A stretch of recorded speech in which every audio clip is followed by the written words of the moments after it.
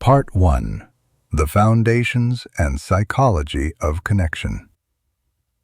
Welcome to what could become the most valuable investment of time you'll make today. I know that sounds like a big claim, especially when we're about to spend the next couple of hours together. But here's what I need you to understand. Communication isn't just about talking. It's the master key that opens every single door in your life. Your relationships, your career growth, your self-confidence, your power to move people and spark inspiration in others. All of it traces back to how effectively you can create genuine connection with another human being through your words, your presence, and your understanding. Right now, you're probably thinking, I'm already decent at communicating. Most people believe that about themselves. But here's what I've uncovered after analyzing thousands upon thousands of human interactions. The gap between decent communicators and absolutely exceptional ones has nothing to do with natural talent. The real difference lies in grasping the invisible psychology that drives human connection.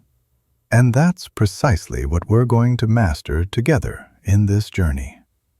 When we finish this exploration, you'll possess the capability to step into any environment, any conversation, any challenging scenario, and not merely get through it, you'll absolutely own it.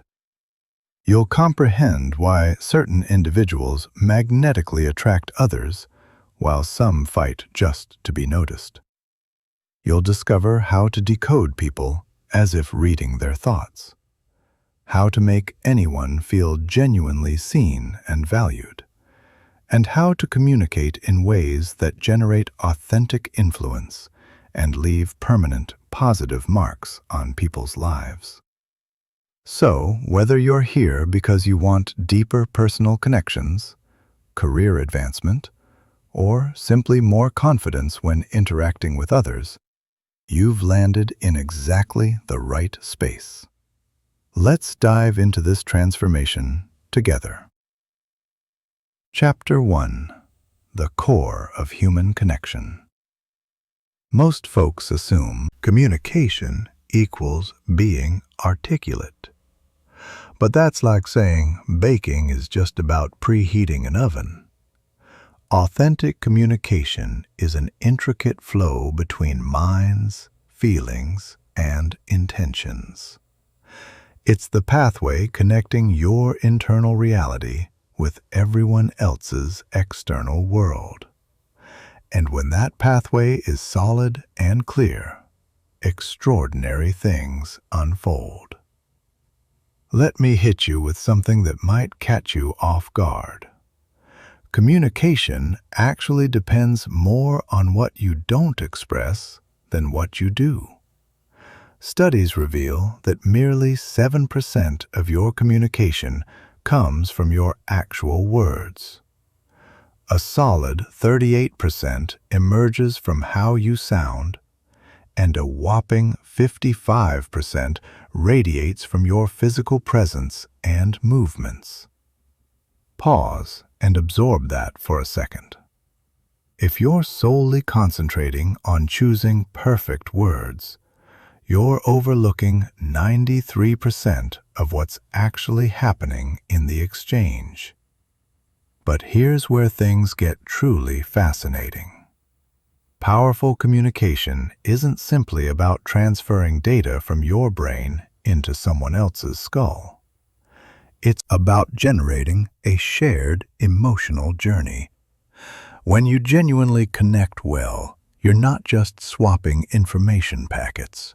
You're synchronizing with another human being across multiple dimensions simultaneously.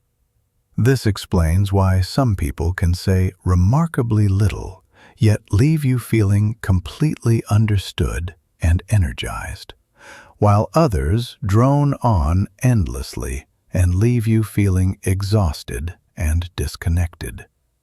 The distinction isn't in how many words they use, or even how smart those words are. It's in their capacity to create what psychologists call interpersonal resonance, a state where two minds naturally find each other's frequency and lock into harmony. Think about the most memorable conversations you've experienced. Perhaps it was with a close friend who just totally got you. Or maybe a stranger you encountered who somehow made you feel instantly comfortable. During those moments, something remarkable was occurring beneath the surface. Your nervous systems were actually mirroring each other. Your breathing rhythms were matching, and your brainwaves were starting to align. This isn't some mystical concept. It's measurable neuroscience. When this alignment happens, several powerful transformations occur. First, trust develops at lightning speed. Your unconscious mind recognizes the other person as safe and familiar, even if you literally just met them minutes ago. Second, creative thinking and problem-solving abilities skyrocket dramatically. When minds sync up, they become greater than their individual parts, generating insights and solutions that neither could access alone. Third, memory formation strengthens significantly. You recall synchronized conversations more vividly and for much longer periods because your brain entered an optimal state for encoding experiences. But here's the challenge we all face. Most of us never received training on how to intentionally create this synchronization. We learned to focus on what we want to say, not on crafting the conditions for authentic connection. We were trained to defend our positions, not to genuinely grasp other perspectives. We picked up the habit of waiting for our turn to speak, not the art of truly listening. This is precisely why so many conversations feel forced and awkward, why so many relationships stumble over miscommunication, and why so many brilliant people fail to advance their careers despite having incredible ideas. They're missing the fundamental grasp of what communication truly is and how it actually operates in real-world interactions. The foundation of all exceptional communication rests on three core pillars. First comes presence, the ability to be completely engaged in the moment with another person, not mentally rehearsing your next comment or running through your to-do list. Second is empathy, the capacity to step directly into someone else's emotional landscape and view reality from their vantage point.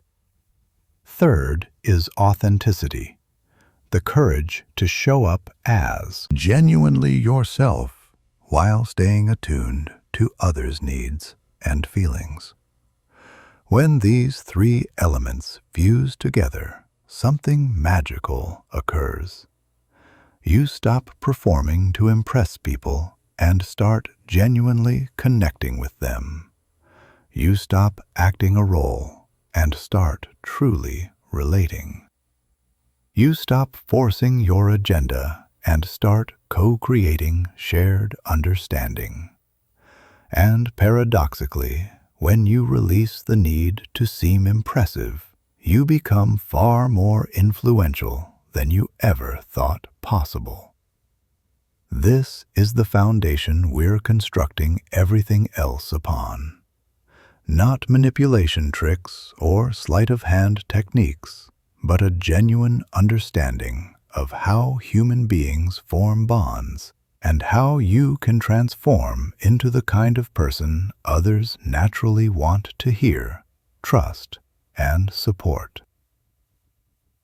Chapter 2: The Hidden Psychology of Human Connection.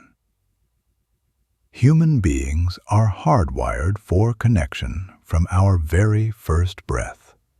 It's not optional or a nice bonus feature. It's a biological necessity, as fundamental as food, water, or shelter. Grasping this, psychology becomes the key to revolutionizing how you communicate and how others respond to your presence. When you understand what's unfolding in people's brains during conversations, everything shifts. Suddenly, you're not just tossing words into the air and hoping they land right. You're strategically engineering the conditions for genuine understanding and deep connection. Every single person you encounter carries an invisible weight, the fundamental human need to feel understood, valued, and accepted. This isn't a character flaw or weakness. It's universal human psychology. Even the most confident, accomplished individuals you know share this exact same deep need. The only difference is that some people have discovered how to meet this need in healthy ways, while others remain desperately searching for someone who truly sees them.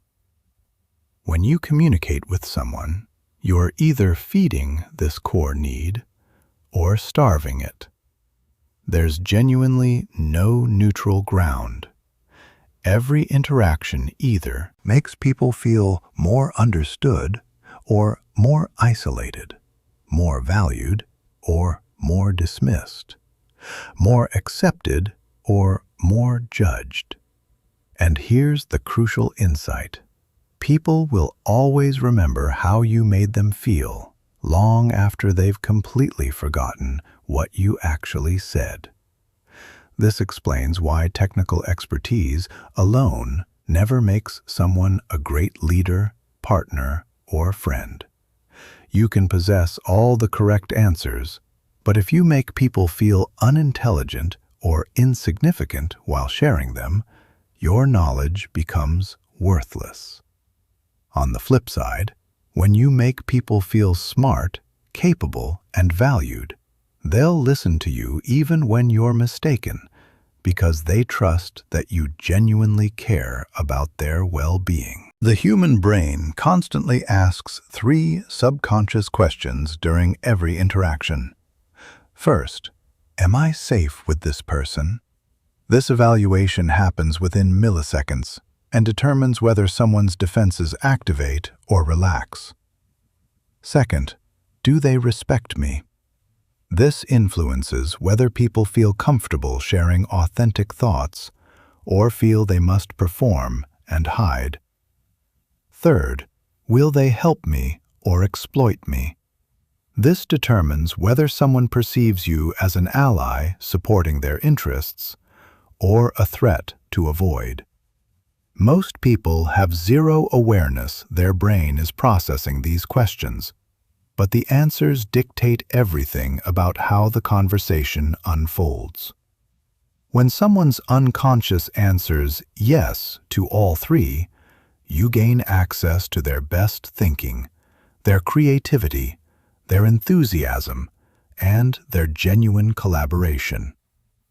When they answer no to even one question, you're dealing with their defensive, self-protective mode, and meaningful communication becomes impossible.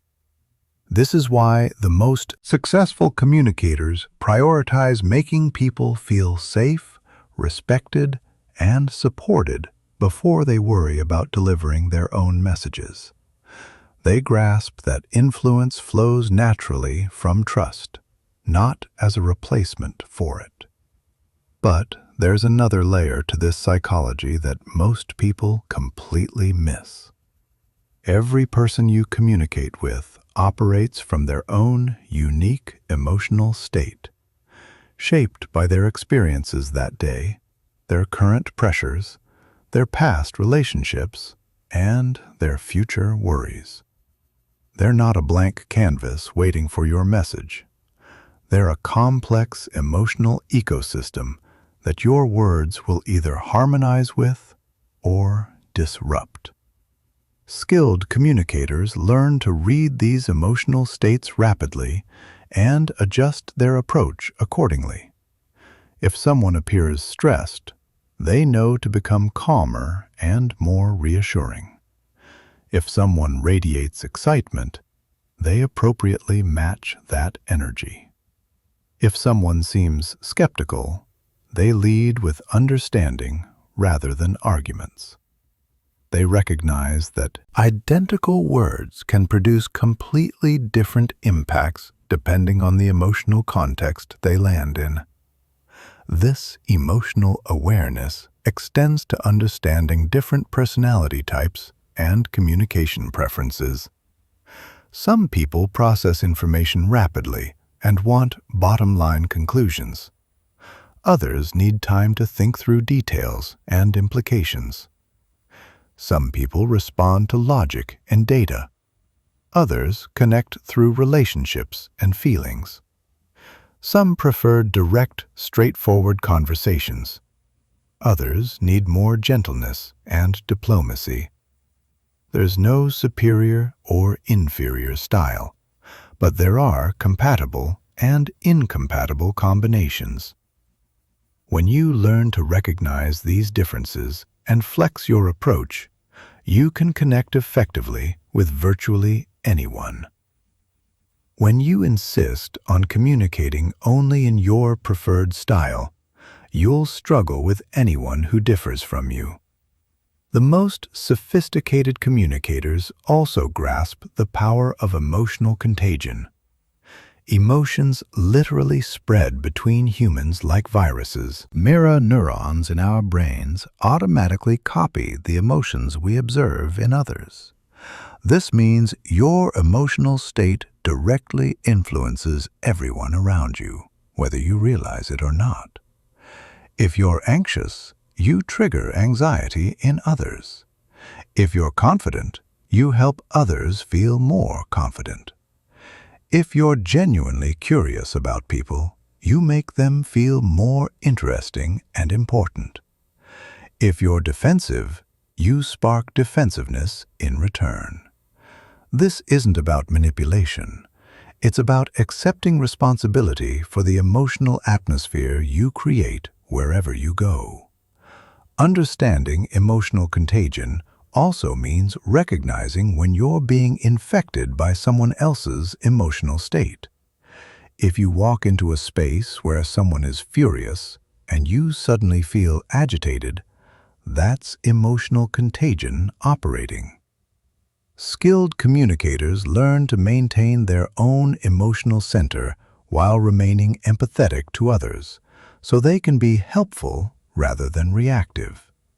Another crucial aspect of connection. Psychology involves understanding stories' role in human communication. Our brains are essentially story processing machines. We don't just exchange facts and opinions. We share narratives that give meaning to our experiences. When you learn to communicate through stories rather than abstract concepts, you bypass people's analytical defenses and speak directly to their imagination and emotions. But here's what most people never realize. Every person lives inside their own narrative about who they are, what's possible for them, and how reality works. When you communicate in ways that validate and enhance their positive story about themselves, they'll be drawn to you. When your communication threatens or diminishes their story, they'll resist everything you say, regardless of how logical or helpful it might be.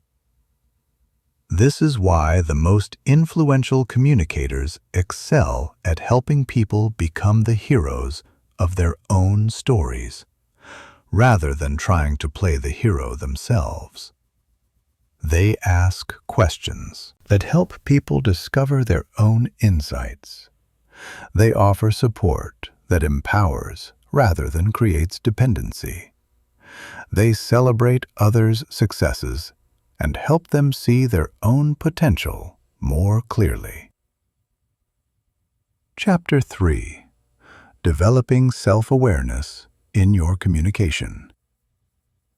Self-awareness is the cornerstone of exceptional communication, yet it remains the most overlooked skill in our culture. Most people invest so much mental energy thinking about what they want to express that they never develop awareness of how they're actually coming across.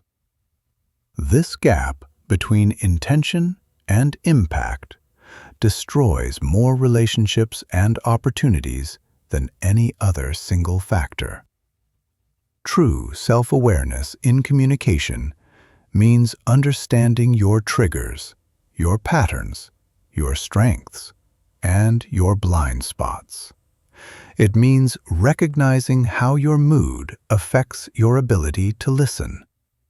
It means noticing when your ego drives the conversation instead of your desire to understand.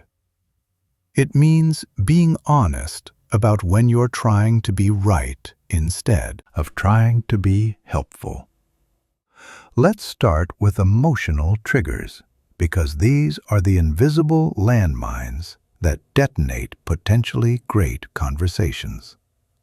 Everyone has certain topics, tones, or behaviors that instantly activate their defensive systems. Maybe it's when someone questions your competence, or when they seem dismissive, or when they cut you off mid-sentence. The instant you get triggered, your intelligent, thoughtful self goes offline, and your reactive, protective self takes control. The problem is, most people don't realize they're triggered until after they've already said something they regret.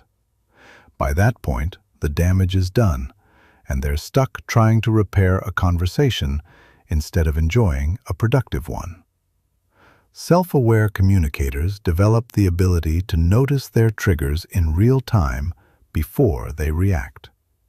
They feel the emotional charge building and make a conscious choice about how to respond. This requires developing what psychologists call metacognition, the ability to think about your thinking during conversations. This means maintaining a part of your awareness that observes what's happening both in your mind and in the interaction itself. You're simultaneously engaged in the conversation and monitoring the quality of that engagement. When you develop this skill, you start noticing patterns you never saw before. Maybe you realize you tend to interrupt when you're excited about an idea. Perhaps you discover that you shut down when someone raises their voice slightly. You might notice that you become argumentative when you feel unheard, or that you get overly agreeable when you want to be liked. These patterns aren't character flaws. They're simply unconscious habits that once served a protective purpose but may no longer benefit you. Once you can see them clearly, you can start making different choices. Instead of automatically reacting, you create space between stimulus and response. And in that space lies your power to communicate consciously rather than reactively. Self-awareness also means understanding your communication strengths and learning to leverage them effectively. Maybe you're naturally gifted at making people feel comfortable. Perhaps you have a talent for explaining complex ideas simply, or you're skilled at asking questions that help people think more clearly. When you know your strengths, you can deploy them strategically to serve others and advance your goals. But equally important is awareness of your communication weaknesses. Not to judge yourself harshly, but to compensate for them consciously.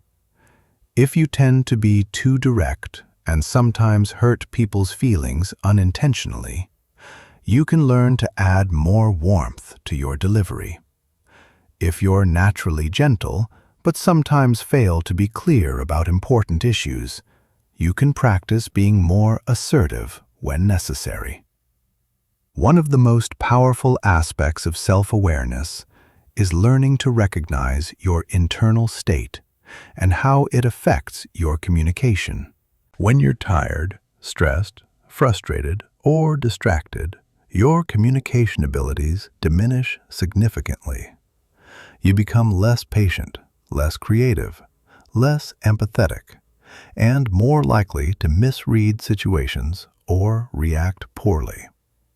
Self-aware communicators develop strategies for managing their internal state before important conversations. They might take a few deep breaths to center themselves, or do a quick mental scan to identify any emotions that might interfere with their ability to listen well. They recognize when they're not in a good state for difficult conversations and postpone them when possible, or at least acknowledge their limitations openly. This kind of self-honesty is incredibly disarming and effective. When you can say something like, "I realize I'm feeling a bit defensive right now, so I want to make sure I'm really hearing what you're saying," you immediately create safety and trust. People respect vulnerability and authenticity far more than they respect perfection. Self-awareness also extends to understanding your unconscious biases and assumptions. Everyone has mental shortcuts and prejudices that influence how they interpret what others say and do. Maybe you assume that quiet people are unfriendly, or that confident people are arrogant, or that emotional people are unstable. These assumptions color every interaction and often create misunderstandings. The goal isn't to eliminate all biases. That's impossible. The goal is to hold them lightly, to remain curious about whether your first impressions are accurate, and to be willing to revise your opinions when you get new information. Self-aware communicators approach each conversation with what Zen practitioners call beginner's mind, a willingness to see people and situations fresh, without the burden of too many preconceptions. Perhaps most importantly, self-awareness in communication means taking responsibility for your impact on others, even when that wasn't your intention. It means being willing to ask for feedback about how you come across and being open to making adjustments when necessary. It means apologizing genuinely when you've hurt or confused someone, regardless of whether that was your goal. This level of self-awareness transforms you from someone who just talks to someone who truly communicates. It makes you the kind of person others seek out when they need to be heard, understood, or guided through difficult situations. And paradoxically, the more aware you become of your own limitations and imperfections, the more powerful your ability to connect with others becomes.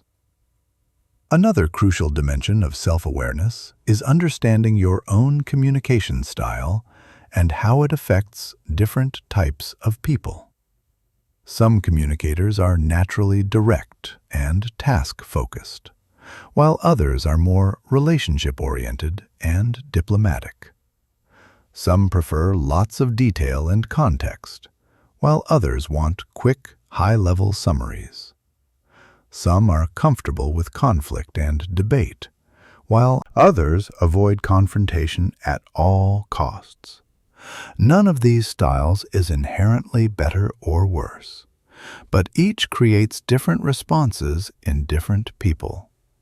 When you understand your natural style, you can make conscious choices about when to leverage it and when to adapt.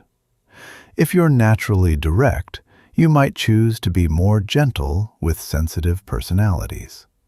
If you're naturally diplomatic, you might push yourself to be more assertive when clarity is crucial.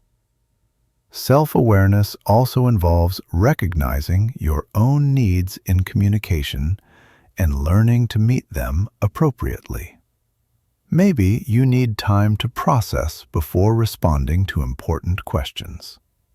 Perhaps you need to feel heard before you can fully listen to others. You might need encouragement and validation, or you might prefer straight feedback without sugarcoating. When you understand and acknowledge your own needs, you can communicate them clearly to others instead of hoping they'll magically figure out what you need. This prevents a lot of unnecessary frustration and misunderstanding. It also models healthy communication for others, giving them permission to express their needs as well. Part 2. Mastering Listening. Reading Signals and Building Trust. Chapter 4. The Transformative Power of Deep Listening. If communication were a competitive sport, listening would be the MVP skill. Yet it's the one most people practice the least. True listening isn't sitting quietly while waiting for your turn to talk. It's not scanning for weaknesses in someone's argument. It's not mentally rehearsing your response while they're speaking. Real listening is a full contact activity that demands every part of your being, your mind, your heart, your intuition, and your complete presence. The difference between hearing and listening is like the contrast between glancing and truly seeing. Anyone with functioning ears can detect sounds, but listening is an active choice that creates transformation in both the speaker and the listener. When you genuinely listen to someone, you don't just collect information, you receive the person themselves. Most people have rarely experienced being truly listened to in their entire lives. Think about that for a moment. Despite being surrounded by people who hear them speak, most individuals have seldom felt the profound experience of having another human being offer them complete, undivided, non-judgmental attention. This is why exceptional listeners possess such extraordinary influence, and why people feel magnetically drawn to them. Deep listening begins with recognizing that the goal is understanding, not agreement. You don't have to agree with someone to listen to them fully. In fact, some of the most powerful conversations happen when people strongly disagree but maintain deep respect for each other's humanity and perspective. When you approach listening with curiosity rather than judgment, you create space for genuine dialogue instead of competing speeches. The first level of deep listening is paying attention to the words themselves. Not just the surface meaning, but the emotional content underneath. People rarely say exactly what they mean on the first attempt. They circle around their real concerns. They use safe language to test whether you're trustworthy, and they often express their deepest fears through seemingly casual comments. Skilled listeners learn to hear the emotions behind the words. When someone says, "I'm fine," in a tight voice, they hear the frustration or hurt. When someone uses absolute language like always or never, they recognize the emotional overwhelm that's distorting perspective. When someone speaks very quickly or very slowly, they notice the underlying anxiety or careful consideration. But words are only the beginning. The second level of deep listening involves paying attention to everything that's not being said.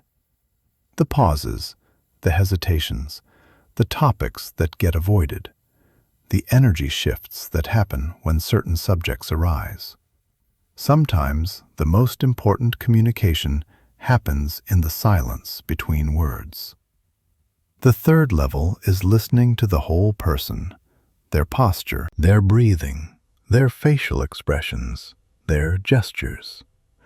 Human beings communicate with their entire being. And when you expand your listening to include all these channels, you start picking up information that others completely miss. The fourth and most sophisticated level of listening is what we might call listening for possibility. This means hearing not just what someone is saying about their current situation, but what they're longing for, what they're afraid of, what they're moving toward or away from.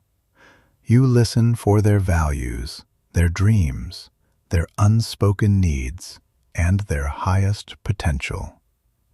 When you listen at this level, you can often hear things that people don't even realize they're communicating. You might notice that someone who's complaining about their job is really expressing a desire for more creativity or autonomy. Someone who seems angry might actually be feeling scared or overwhelmed. Someone who appears confident might be revealing subtle signs of self-doubt. This kind of deep listening requires tremendous presence and practice. Your mind naturally wants to wander, to plan responses, to make judgments, to relate everything back to your own experience. Learning to quiet this mental noise and focus completely on another person is like developing a new sense. One of the most powerful tools in deep listening is the use of reflective responses. Instead of jumping immediately to advice or opinions, you first demonstrate that you've truly understood by reflecting back what you've heard, both the content and the emotion. This serves two crucial purposes. It shows the speaker that you're really paying attention, and it gives them a chance to correct any misunderstandings before the conversation goes further. Reflective listening might sound like, it sounds like you're feeling overwhelmed by all the demands on your time, and you're wondering if there's a way to create more balance without letting people down. Or, I'm hearing that this decision is really important to you, and you want to make sure you consider all the implications before moving forward. This kind of response is profoundly validating because it demonstrates that you're not just hearing words, you're understanding the person's experience. Most people are so hungry for this kind of validation that they'll open up significantly when they feel truly heard. Another crucial aspect of deep listening is learning to ask questions that deepen understanding rather than satisfy curiosity. The best questions invite people to explore their own thoughts and feelings more deeply, rather than putting them on the defensive or steering the conversation toward your interests. Instead of, "Why did you do that?" which can sound judgmental, try, "What was most important to you when you made that decision?" Instead of, "Don't you think you should?" which is really disguised advice, try, "What options are you considering?" or, "What would ideal look like for you?" The most transformative aspect of deep listening is that it changes you as much as it serves the other person. When you really listen to people's stories, struggles, and dreams, you develop a deeper understanding of human nature. You become less judgmental, more compassionate, and more skilled at seeing situations from multiple perspectives. This expanded perspective makes you a better problem solver, a more effective leader, and a more trusted friend or colleague. People start seeking you out not because you have all the answers, but because you help them find their own answers by creating the space for them to think clearly. But deep listening also requires understanding when not to listen, or rather, when to redirect the conversation toward more productive territory. Sometimes people get stuck in negative spirals, repeating the same complaints without moving toward solutions. Skilled listeners know how to acknowledge the emotion while gently guiding toward more constructive dialogue. They might say something like, "I can hear how frustrated you are with this situation. You've tried several approaches already. What would need to change for you to feel like you're making progress?" This validates the person's feelings, while opening up new possibilities for forward movement. Deep listening also means being aware of your own listening limitations and boundaries. You can't be fully present for everyone all the time, and attempting to do so will leave you emotionally drained and less effective. Self-aware listeners learn to recognize when they don't have the emotional bandwidth for deep listening, and communicate this honestly rather than pretending to listen while being mentally absent. Chapter 5. Decoding the Silent Language of Body and Voice. While people can control their words to some degree, their bodies reveal the truth. Nonverbal communication is the hidden language that exposes what people really think, feel, and intend. Mastering this silent language gives you an almost superhuman ability to understand others and respond appropriately to their unspoken needs and concerns. The challenge is that most people think they're skilled at reading body language because they notice obvious signals. Folded arms might mean defensiveness, or a grin indicates happiness. But this surface-level understanding often leads to misinterpretation because the same gesture can mean entirely different things depending on context, culture, and individual personality patterns. True mastery of nonverbal communication requires understanding that it's not about isolated gestures, but about clusters of signals that create a coherent story. It's also about recognizing baseline behavior for each individual and noticing deviations from that norm rather than applying universal interpretations to everyone. Let's start with facial expressions, which are often considered the most revealing nonverbal channel. While basic emotions like happiness, sadness, anger, fear, surprise, and disgust have fairly universal expressions, the subtle variations and microexpressions that flash across people's faces for fractions of a second contain much richer information. A genuine smile, for example, involves not just the mouth, but the entire face, particularly the muscles around the eyes that create small wrinkles. A forced or polite smile typically only engages the lower facial muscles, leaving the eyes unchanged. When you learn to notice this difference, you can immediately tell whether someone is genuinely pleased to see you or just being socially appropriate. But even more valuable than reading emotions is learning to spot incongruence between what someone is saying and what their face is revealing. When words and facial expressions don't match, the face is almost always telling the truth. Someone might say they're excited about a proposal, while their face shows concern or skepticism. Someone might claim they understand your explanation, while their expression reveals confusion.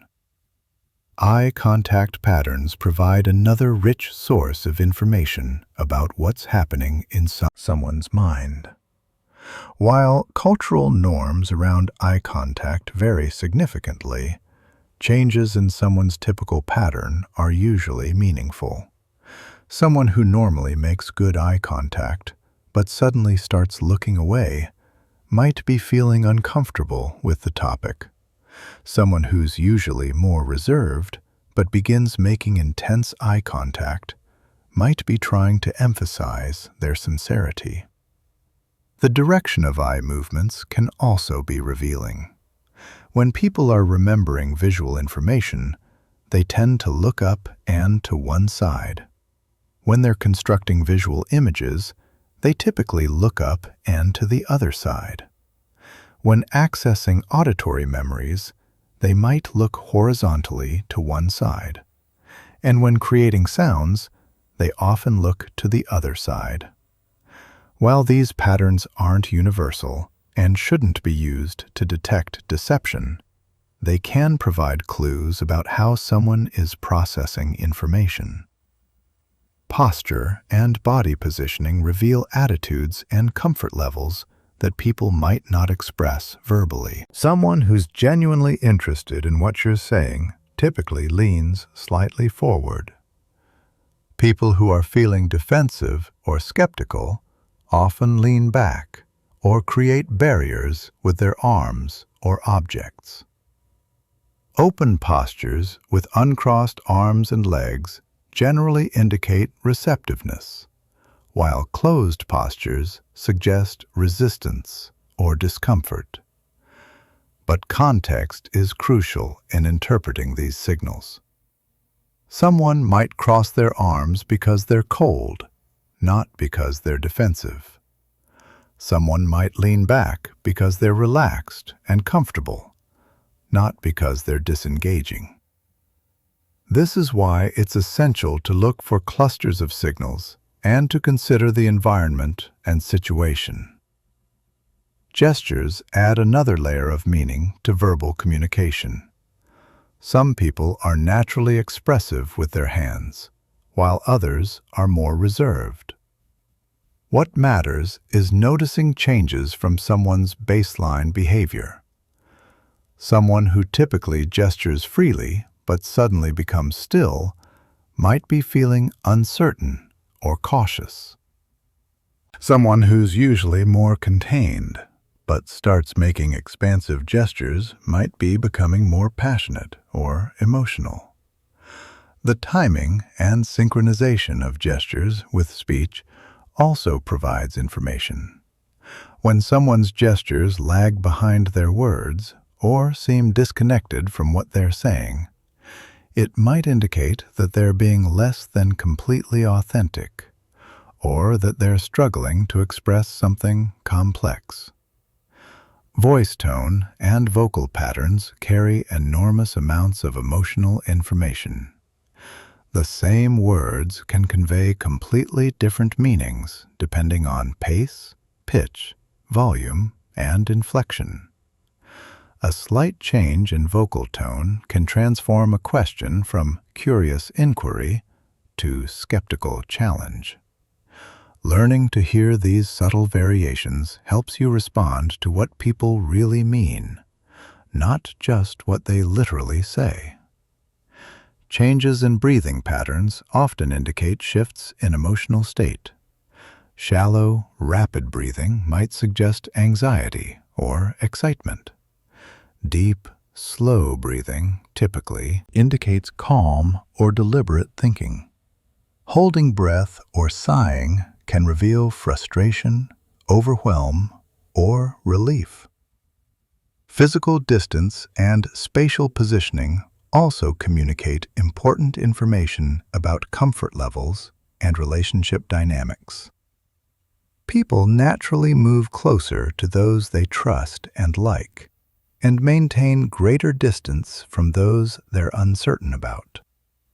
Someone who steps back during a conversation might need more space to feel comfortable, while someone who moves closer might be seeking greater connection. The key to using this knowledge ethically and effectively is to remember that nonverbal signals are information, not absolute truth. They provide clues about what might be happening for someone, but they require verification through respectful inquiry. When you notice incongruence or discomfort, the appropriate response is often to slow down, check in with the person, or adjust your approach to help them feel more at ease. The most sophisticated use of nonverbal awareness involves calibrating your own signals to create the emotional atmosphere you want. When you're conscious of how your posture, gestures, facial expressions, and tone affect others, you can deliberately create feelings of safety, confidence, enthusiasm, or calm. This isn't manipulation. It's taking responsibility for the impact you have on others and using that awareness to serve their highest good as well as your own. Understanding nonverbal communication also means recognizing cultural differences and adapting accordingly. Eye contact norms, personal space preferences, gesture meanings, and touch boundaries vary significantly across cultures. What seems respectful in one culture might appear rude or invasive in another. Skilled communicators develop cultural sensitivity and adjust their nonverbal behavior appropriately. Finally, reading nonverbal signals effectively requires practice and patience. Like any skill, it improves with conscious attention and experience. Start by observing one channel at a time. Maybe focus on facial expressions for a week, then add vocal patterns, then include posture and gestures. Over time, you'll develop an intuitive sense for the overall story someone's body is telling, and you'll be able to respond with greater empathy and effectiveness. Chapter 6. Creating Rapport and Establishing Deep Trust. Rapport is the invisible thread that weaves two people together at a subconscious level. When genuine rapport exists, communication flows effortlessly, misunderstandings decrease dramatically, and influence increases exponentially. But here's what most people don't understand. Rapport isn't something that just happens to you. It's a skill you can develop and deploy intentionally in any interaction. The foundation of rapport lies in something called unconscious matching. When people feel connected to each other, they naturally begin to mirror each other's posture, breathing, speech patterns, and energy levels. You've probably noticed this phenomenon without realizing it. How couples who've been together for years start to sound alike, or how friends unconsciously copy each other's gestures during animated conversations. But skilled communicators don't wait for this natural mirroring to happen. They create rapport intentionally by subtly matching and mirroring others while remaining completely authentic. This isn't about copying someone in an obvious way that makes them uncomfortable. It's about finding the rhythm and tone that helps the other person feel most at ease. Start with matching their overall energy level. If someone speaks quietly and moves deliberately, don't overwhelm them with high energy and rapid speech. If someone is naturally enthusiastic and expressive, don't respond with flat restraint. This doesn't mean becoming someone you're not. It means finding the version of yourself that resonates best with the person you're talking to. You can also match speech patterns subtly. If someone speaks slowly, chooses their words carefully, give them time and space to express themselves fully. If someone speaks quickly and jumps between topics, you can match that pace while still maintaining clarity. If someone uses visual language like, "I see what you mean," or "that looks right to me," you can incorporate similar visual metaphors into your responses. But the most powerful form of rapport building happens at the emotional level. When you can accurately identify and reflect someone's emotional state, they feel understood in a way that transcends words. This requires developing what emotional intelligence researchers call affective empathy, the ability to actually feel an echo of what someone else is experiencing. This doesn't mean taking on their emotions completely or losing your own emotional center. It means opening yourself up enough to sense their emotional reality and then responding in a way that acknowledges and validates that experience. When someone feels truly seen and understood at an emotional level, trust builds rapidly and defensiveness melts away. Trust, the deeper foundation beneath rapport, is built through consistency between your words and actions over time.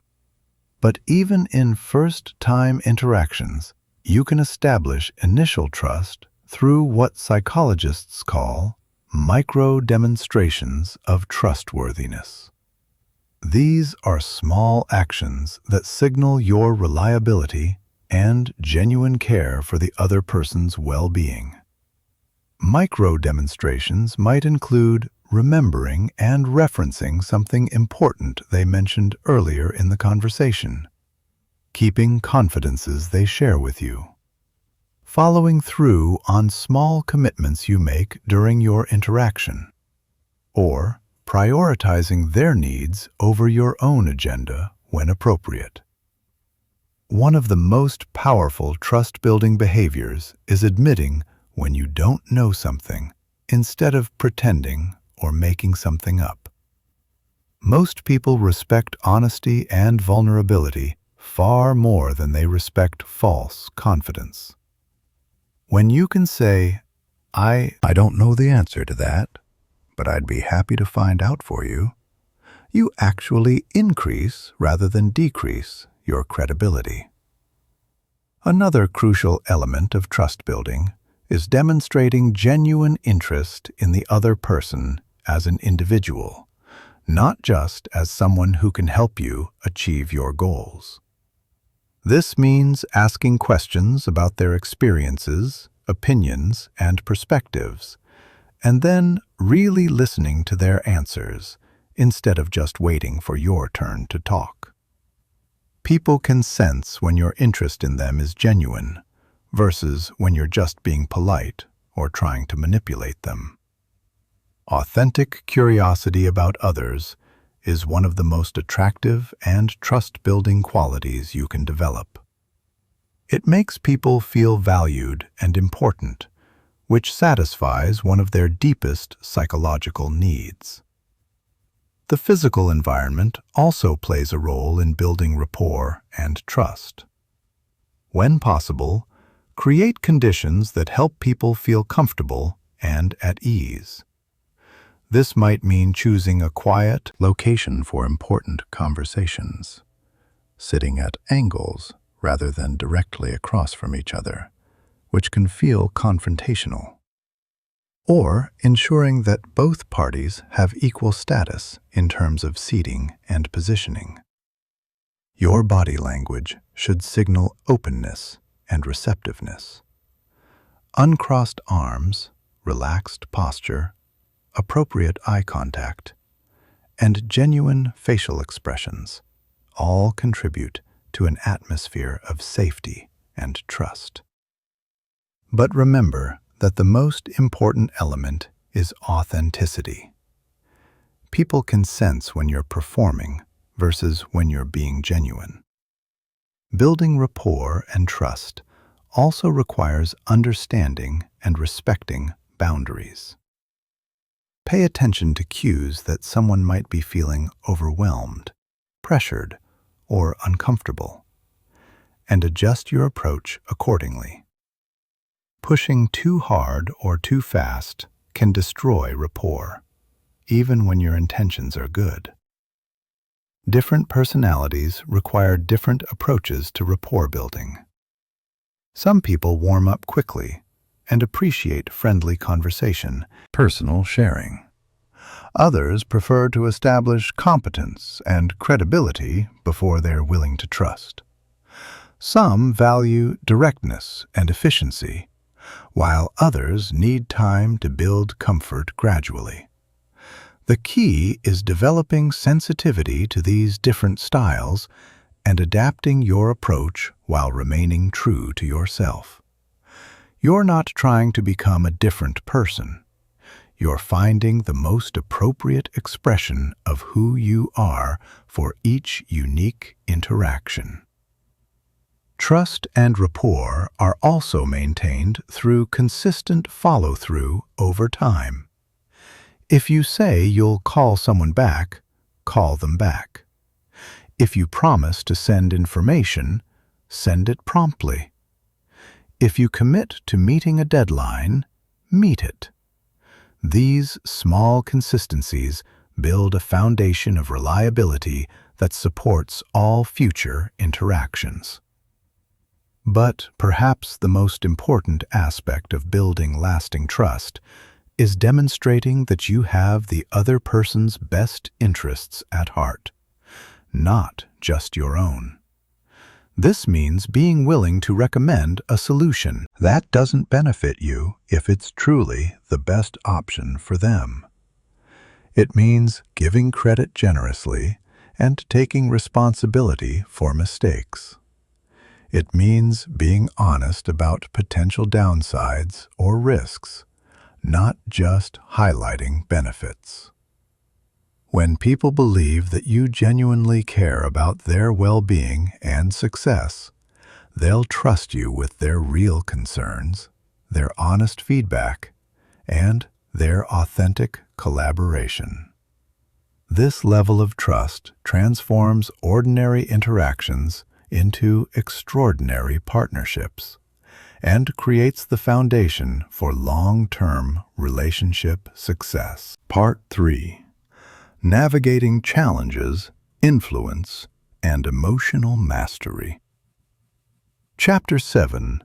Navigating challenging conversations with grace. Difficult conversations are an unavoidable part of life, yet most people avoid them until they explode into crises or allow them to fester into permanent relationship damage. The ability to navigate challenging discussions skillfully is perhaps the most valuable communication skill you can develop, because it determines whether conflicts become opportunities for deeper understanding or sources of lasting resentment. The first step in handling difficult conversations is reframing your mindset about conflict itself. Most people see disagreement and tension as problems to be avoided or battles to be won. But skilled communicators understand that difficult conversations are actually opportunities to strengthen relationships, clarify misunderstandings, and find solutions that work for everyone involved. This shift in perspective changes everything about how you approach challenging discussions. Instead of entering with dread and defensiveness, you enter with curiosity and hope. Instead of trying to prove you're right, you focus on understanding what's really happening and finding a path forward that honors everyone's needs and concerns. Before initiating a difficult conversation, take time to clarify your own intentions and emotional state. Ask yourself, what outcome do I really want from this conversation? Am I seeking to understand, to solve a problem, to express my feelings, or to change someone's behavior? The clearer you are about your genuine goals, the more likely you are to achieve them. Also, examine your emotional state honestly. If you're angry, hurt, or frustrated, you may need to process those emotions first before you can have a productive conversation. This doesn't mean suppressing your feelings, but rather ensuring that you can express them constructively rather than reactively. When you do initiate the conversation, Start with what communication experts call establishing safety. This means making it clear that your goal is mutual understanding and problem-solving, not blame or punishment. You might say something like, "I care about our relationship, and I think there's something we need to talk through. I'm hoping we can understand each other better and find a way forward that works for both of us." Use I statements to express your experience rather than you statements that can sound accusatory. Instead of, "You always interrupt me," try, "I've noticed that I sometimes feel unheard in our conversations, and I'd like to find a better way for us to communicate." This approach focuses on your experience rather than attacking the other person's character.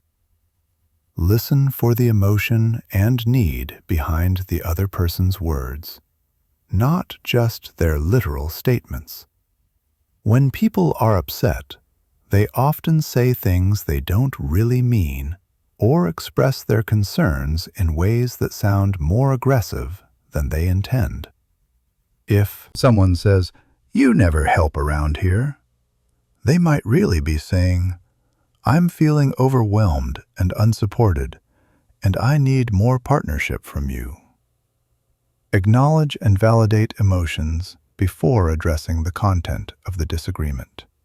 You might say, "I can see that you're really frustrated about this, and I understand why that would be upsetting."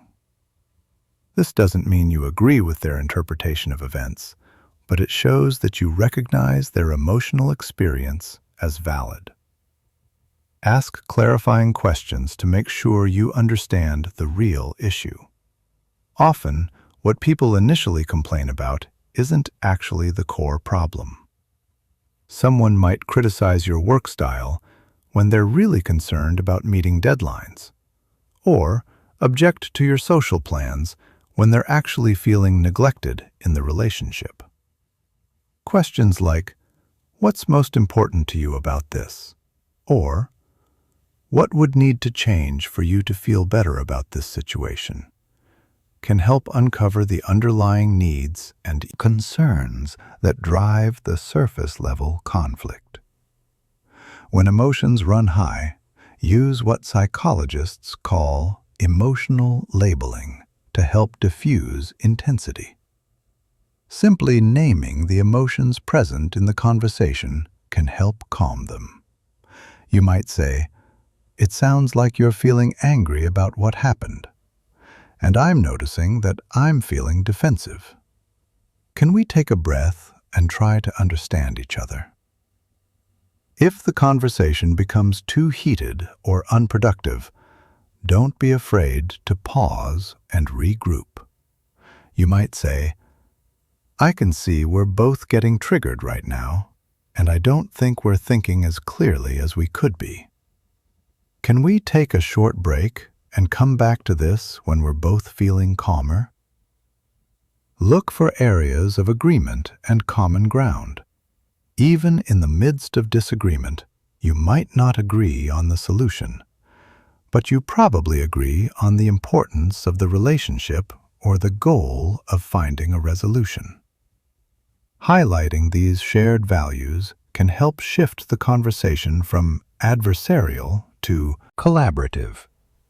When presenting your own perspective, be honest about your contributions to the problem. Taking appropriate responsibility demonstrates maturity and makes it easier for the other person to acknowledge their part as well. You might say, "I realize I could have communicated more clearly about my expectations, and I think that contributed to the confusion." Focus on future solutions rather than past blame. Once you've acknowledged what went wrong, shift the conversation toward, "How can we handle this differently going forward?" This forward-looking approach is more productive than endlessly rehashing past mistakes.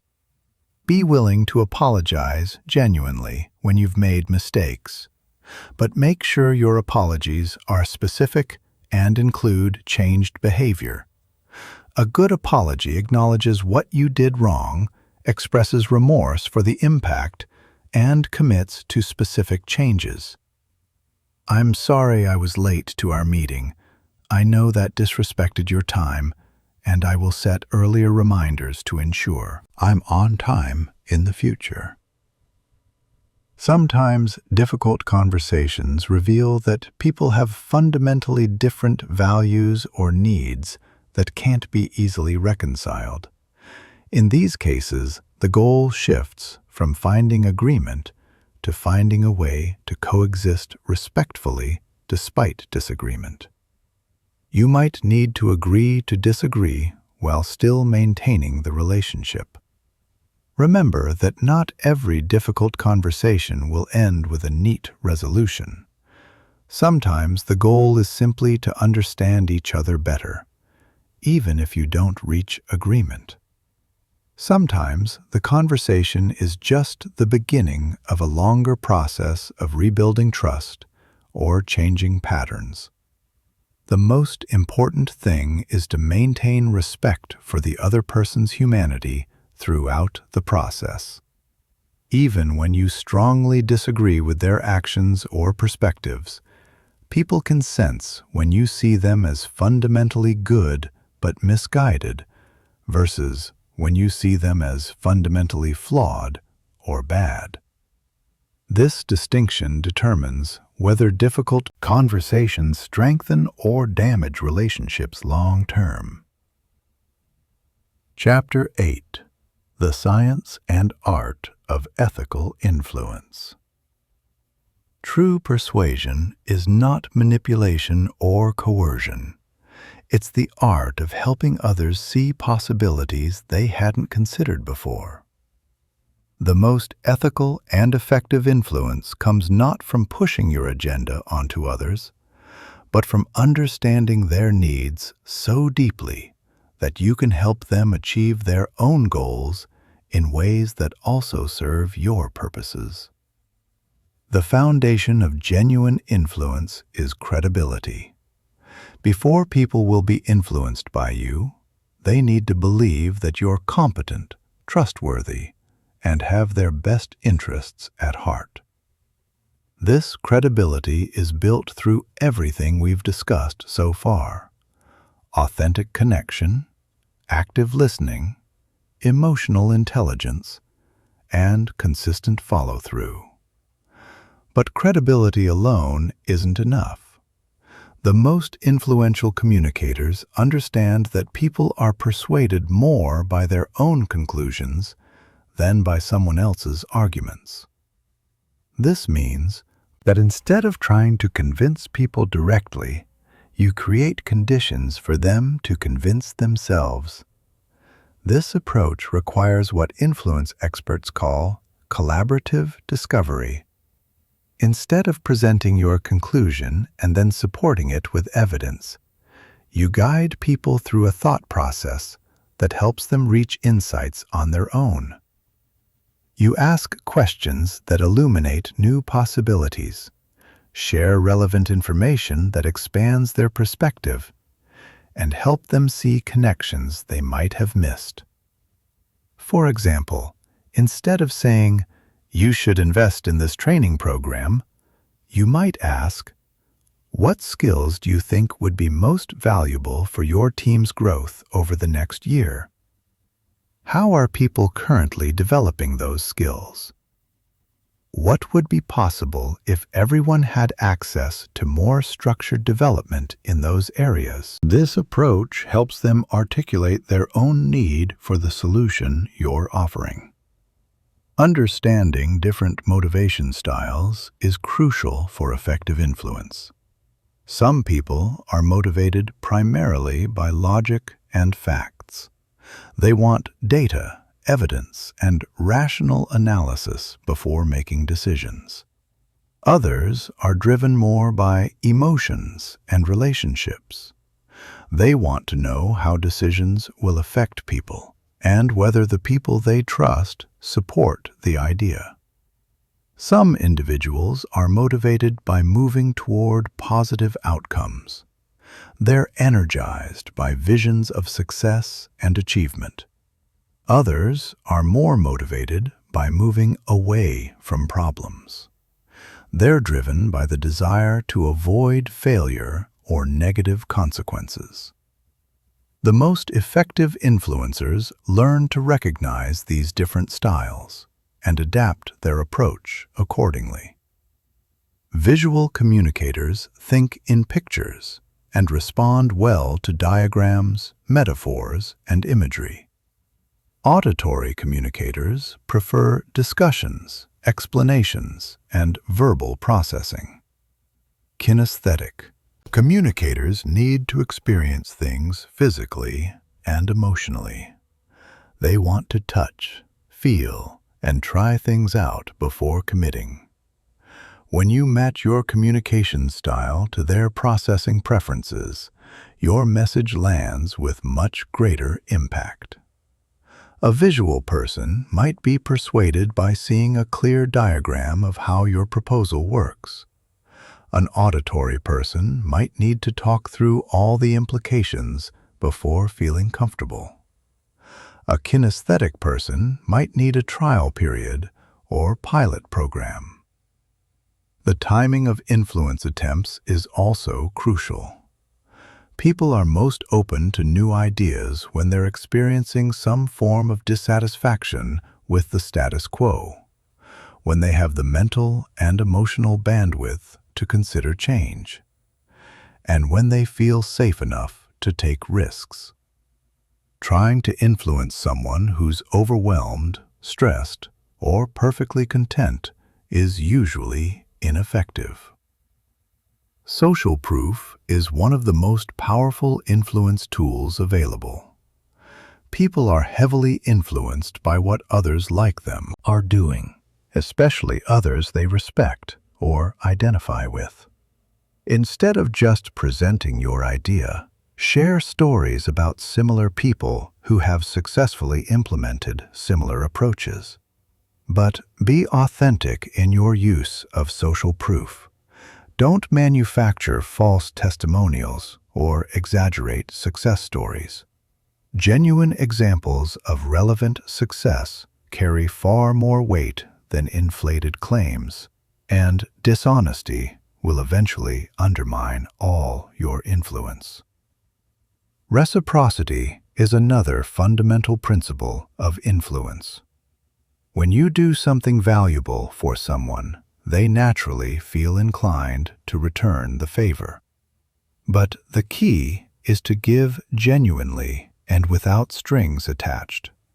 When people sense that you're only being helpful in order to manipulate them later, the reciprocity backfires.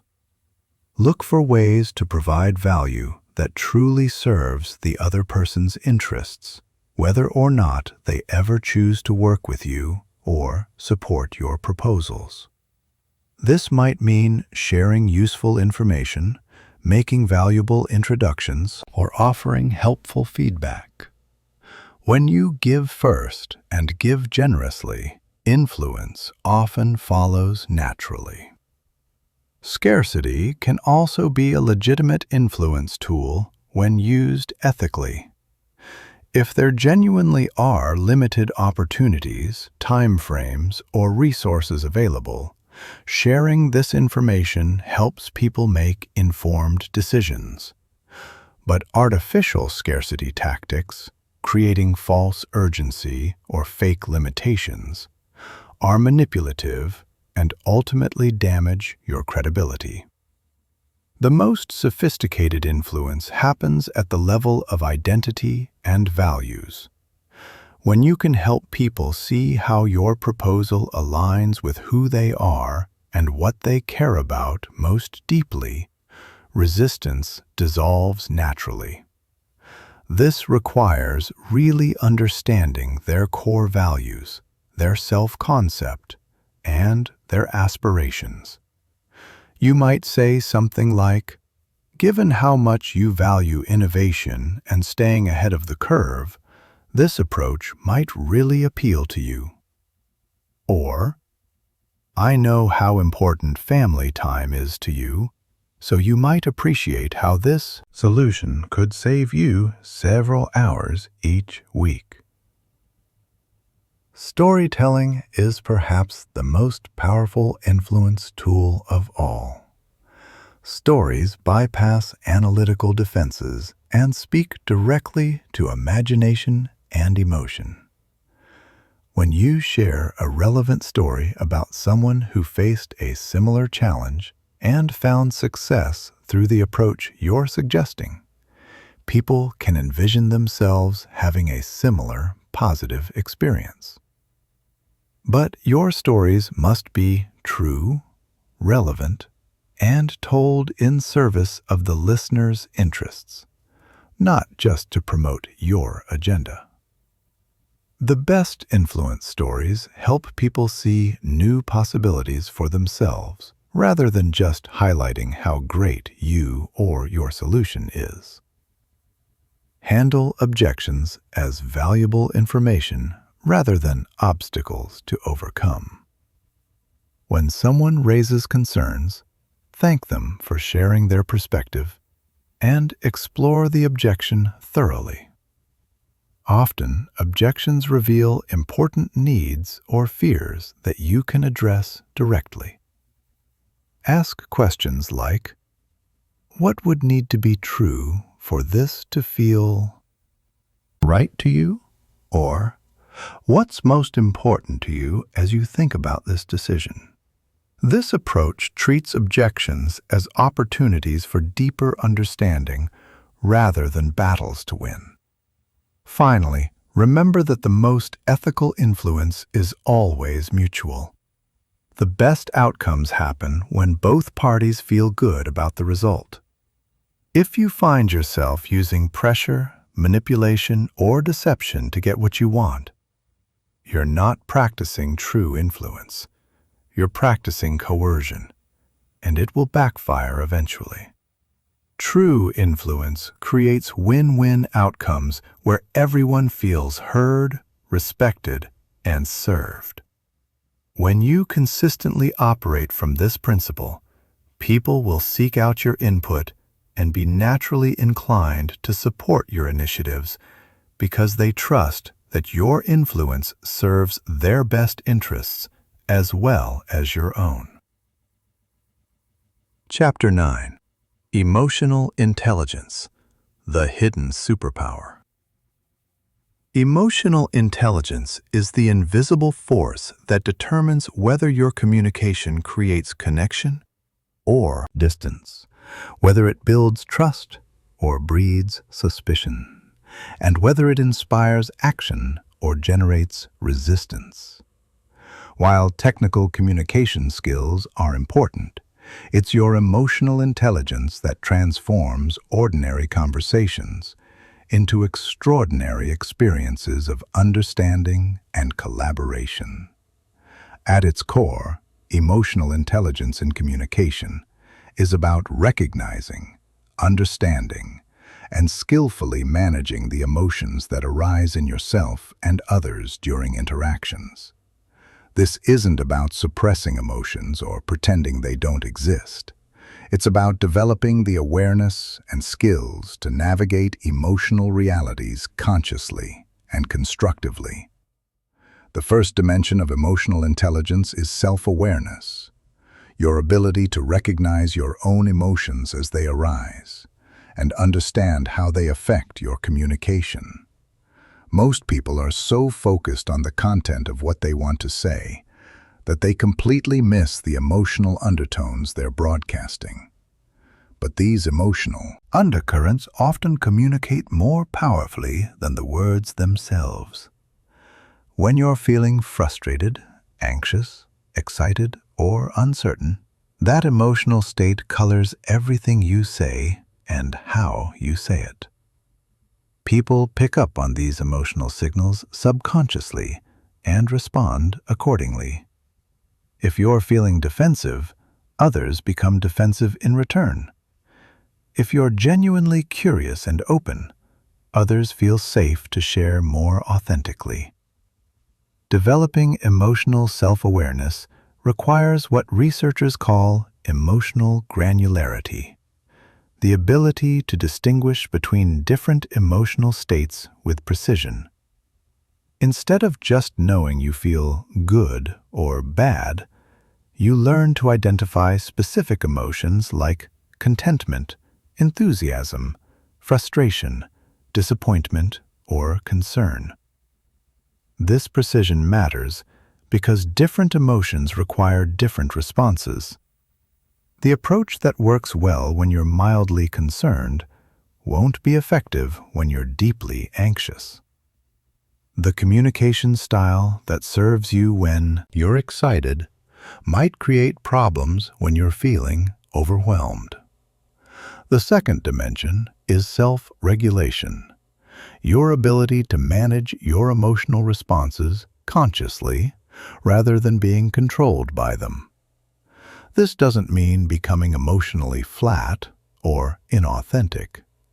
It means developing the capacity to feel your emotions fully while choosing how to express them constructively. Self-regulation starts with creating space between stimulus and response. When something triggers an emotional reaction, instead of immediately speaking or acting from that emotional state, you pause long enough to choose your response consciously. This might mean taking a deep breath, counting to 10, or simply asking yourself, how do I want to handle this? Advanced emotional self-regulation involves learning to shift your emotional state intentionally when necessary. If you're feeling agitated but need to have a calm conversation, you can use techniques like deep breathing, visualization, or physical movement to shift into a more appropriate state. This isn't about being fake or manipulative. It's about being responsible for the emotional atmosphere you create. Just as you might choose different clothes for different occasions, you can learn to choose emotional states that serve the situation and the people involved. The third dimension is empathy, your ability to recognize and understand the emotions of others. This goes far beyond simply noticing obvious emotional displays. It involves picking up on subtle emotional cues, understanding the emotional context behind someone's words, and sensing the unspoken feelings that influence their behavior. Empathy requires what psychologists call theory of mind, the understanding that other people have different thoughts, feelings, and perspectives than you do. This seems obvious, but in practice, most people assume others think and feel similarly to themselves, which leads to constant misunderstandings and failed connections. True empathy means stepping into someone else's emotional shoes and seeing the world from their perspective, even when their experience is very different from your own. It means understanding that someone's emotional reaction might be perfectly reasonable given their history, their current stress levels, or their personal values, even if it seems disproportionate to you. Developing empathy requires curiosity about others' inner experiences and a willingness to ask questions that help you understand their perspective better. Instead of judging someone's emotional reaction, you explore it. Help me understand what this means to you, or what's making this feel so important, are questions that deepen empathy. The fourth dimension is social awareness, your ability to read the emotional dynamics of groups and understand how emotions spread and influence collective behavior. Every group has an emotional climate that affects how people think, communicate, and make decisions. Some groups feel energized and optimistic, while others feel tense and defensive. Some teams feel psychologically safe to share ideas and concerns, while others feel like people need to watch their backs. As a communicator, you can both read these dynamics and influence them through your own emotional presence.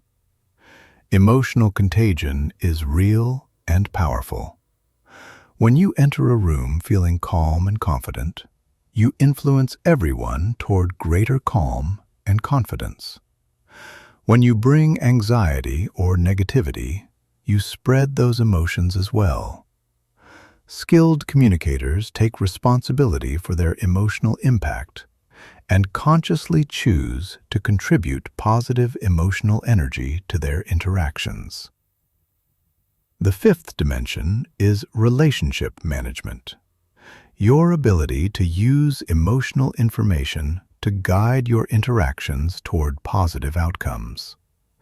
This involves everything from knowing when to have sensitive conversations to understanding how to motivate different personality types, to recognizing when someone needs support versus when they need space. Relationship management also involves conflict resolution skills, the ability to repair relationships after misunderstandings, and the capacity to build emotional bonds that survive stress and disagreement. It means knowing how to apologize effectively, how to express appreciation meaningfully, and how to navigate the complex emotional terrain of human relationships. One of the most important aspects of emotional intelligence in communication is learning to separate impact from intent. Just because someone's behavior affects you negatively doesn't mean they intended to hurt you. And just because you didn't intend to upset someone doesn't mean your impact wasn't real and important. Emotionally intelligent communicators take responsibility for their impact, while also being willing to consider intent. They can say things like, "I don't think you meant to hurt me, but I felt dismissed when you interrupted me." Or, "I realize I came across as critical even, though I was trying to be helpful. Let me try expressing this differently." Emotional intelligence also involves understanding that emotions provide valuable information, not just obstacles to overcome. Anger often signals that someone's boundaries have been crossed. Anxiety might indicate that someone needs more information or reassurance. Sadness could mean that someone needs empathy and support. Instead of trying to eliminate emotions from communication, emotionally intelligent people learn to use emotional information to communicate more effectively. They recognize that addressing the emotional layer of communication often resolves the logical layer more quickly and completely. Finally, emotional intelligence in communication requires ongoing practice and development. It's not a skill you master once and then possess forever. It requires continuous attention to your own emotional patterns, ongoing curiosity about others' emotional experiences, and willingness to learn from both successful and unsuccessful interactions. The investment in developing emotional intelligence pays enormous dividends in every area of life. Relationships become deeper and more satisfying. Conflicts resolve more quickly and completely. Influence increases naturally because people trust your emotional wisdom. And perhaps most importantly, you become the kind of person others seek out when they need understanding, support, or guidance through challenging situations. Part 4. Advanced Mastery and Professional Excellence. Chapter 10. Advanced Communication Techniques for Maximum Impact. Now that we've built a solid foundation of communication skills, let's explore some advanced techniques that can transform you into a truly exceptional communicator. These strategies require practice and finesse, but they can dramatically increase your ability to connect with others, navigate complex situations, and achieve outcomes that seemed impossible before. The first advanced technique is called meta-communication, the ability to communicate about the communication itself. This involves stepping outside the immediate content of a conversation to discuss the process, the relationship dynamics, or the communication patterns themselves. Meta-communication might sound like, "I notice we seem to be talking past each other. Can we pause and make sure we're on the same page?" Or, "It feels like there's some tension here that we're not addressing directly. Would it be helpful to talk about what's happening between us?" This technique is incredibly powerful because it allows you to address relationship issues and communication problems directly, rather than letting them sabotage the conversation. Most people avoid metacommunication because it feels awkward or risky. But skilled communicators use it to create clarity and deepen connection. Another advanced technique is reframing, the ability to help others see situations from new perspectives that open up possibilities they hadn't considered. Reframing doesn't mean denying someone's experience or minimizing their concerns. It means helping them see additional layers of meaning or possibility. For example, if someone says, "This project is a complete disaster," you might reframe by saying, "It sounds like you're seeing some significant challenges that need attention. What if we looked at this as valuable information about what adjustments we need to make?"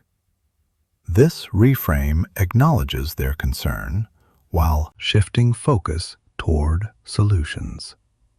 Effective reframing requires deep listening to understand how someone is currently viewing a situation, then offering alternative perspectives that honor their experience while expanding their options.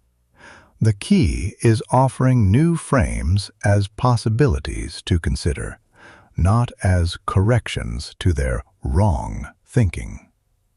Anchoring is another sophisticated technique that involves establishing reference points that influence how people evaluate options and make decisions. If you want someone to consider a significant investment, you might first mention a much larger option, making your actual proposal seem more reasonable by comparison. But anchoring can be used ethically in many ways beyond pricing. You might anchor someone's expectations about timeline, effort required, or potential outcomes. If you expect a project to take 6 months, you might say, "Projects like this typically take anywhere from 8 to 12 months, though we're optimistic we can complete this one in about 6 months." This sets the anchor high so that 6 months feels efficient rather than lengthy. Embedded commands involve placing suggestions within normal conversation in ways that bypass conscious resistance. Instead of saying directly, "You should buy this product," you might say, "When you decide to move forward with something like this, you'll want to make sure it has these 3 features." The embedded command, "Decide to move forward," suggests action without creating pressure. This technique must be used ethically and in service of the other person's genuine interests. The goal is not manipulation, but rather helping people overcome their own internal resistance to decisions that would benefit them. Future pacing involves helping people imagine positive outcomes so vividly that they become motivated to take the necessary actions. Instead of just describing features and benefits, you help them experience what success would feel like. You might say, imagine 6 months from now when you've implemented this system. You walk into your office, and instead of feeling overwhelmed by chaos, you feel calm and in control because everything has its place and you can find what you need instantly. How would that change your daily experience? This technique works because the brain has difficulty distinguishing between vividly imagined experiences and real memories. When someone imagines positive outcomes clearly, they begin to feel motivated as if those outcomes were already partially real. Presuppositions involve structuring your language in ways that assume certain things are true, making it easier for people to accept your suggestions. Instead of asking, "Would you like to schedule a follow-up meeting?" you might say, "When would be the best time for our follow-up meeting?" This presupposes that there will be a follow-up meeting and focuses the discussion on timing rather than whether to meet at all. Conversational threading is the art of weaving multiple conversation topics together skillfully, picking up threads from earlier in the discussion and connecting them to current topics. This creates a sense of coherence and flow that makes conversations more engaging and memorable. For example, you might reference something someone mentioned at the beginning of a conversation when discussing solutions at the end. Remember when you mentioned that your main concern is efficiency? This approach directly addresses that by eliminating the 3 most time-consuming steps in your current process. Strategic vulnerability involves sharing appropriate personal information or admitting limitations in ways that build trust and encourage others to be more open. This might mean sharing a relevant struggle you faced, admitting when you don't know something, or acknowledging a mistake you made. The key is that the vulnerability must be genuine, relevant to the situation, and shared in service of the relationship, rather than for manipulation or sympathy. When done well, strategic vulnerability creates psychological safety and deepens connection rapidly. Paradoxical thinking involves presenting ideas in ways that seem contradictory but actually reveal deeper truths. For example, you might say, "The fastest way to solve this problem might be to slow down and really understand what's causing it." Or, "The best way to gain control might be to let go of trying to control everything." This technique works because it engages people's curiosity and helps them see beyond surface-level solutions to more profound approaches. It also demonstrates sophisticated thinking that builds credibility. Temporal shifting involves helping people move mentally between past, present, and future timeframes to gain perspective and find solutions. You might ask someone to imagine how they'll view their current problem 5 years from now, or help them remember how they successfully handled similar challenges in the past. Different time frames often reveal different insights and possibilities. Short-term thinking might focus on immediate solutions, while long-term thinking might reveal completely different priorities and strategies. Energy management is the art of consciously directing the emotional and mental energy in conversations. This involves recognizing when energy is building or flagging and making adjustments to maintain optimal engagement levels. You might increase energy through enthusiasm, humor, or inspiring vision casting. You might decrease energy through calmer voice tones, deeper breathing, or more reflective questions. The key is matching energy levels to what the conversation and the people involved need most. Advanced communicators also master conversational aikido, the ability to redirect aggressive or negative energy rather than resisting it directly. If someone is argumentative, instead of arguing back, you might say, "You're clearly passionate about this. Help me understand what matters most to you so we can find a solution that addresses your concerns." This technique transforms opponents into allies by channeling their energy toward collaborative problem-solving rather than conflict. Finally, systemic thinking involves understanding how communication affects and is affected by larger systems, organizational culture, family dynamics, industry trends, or social contexts.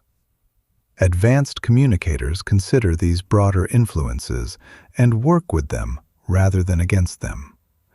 They understand that changing communication patterns often requires addressing systemic issues, and that individual conversations can have ripple effects throughout entire systems when handled skillfully. These advanced techniques become most powerful when combined with the foundational skills we've covered: authentic presence, active listening, emotional intelligence, and genuine care for others' well-being. They're tools to serve connection and understanding, not weapons to manipulate or control. As you practice these techniques, remember that mastery comes through integration, not just accumulation. Focus on developing one or two advanced skills at a time until they become natural parts of your communication style. Then, gradually add others as your confidence and competence grow. The goal is not to become a communication magician who dazzles people with techniques, but to become someone whose presence and words consistently create positive transformation in the lives of others. When you achieve this level of mastery, communication becomes not just a skill you possess, but a gift you give to everyone you interact with. Chapter 11. Professional Communication Excellence. Professional communication is where all your skills come together under pressure.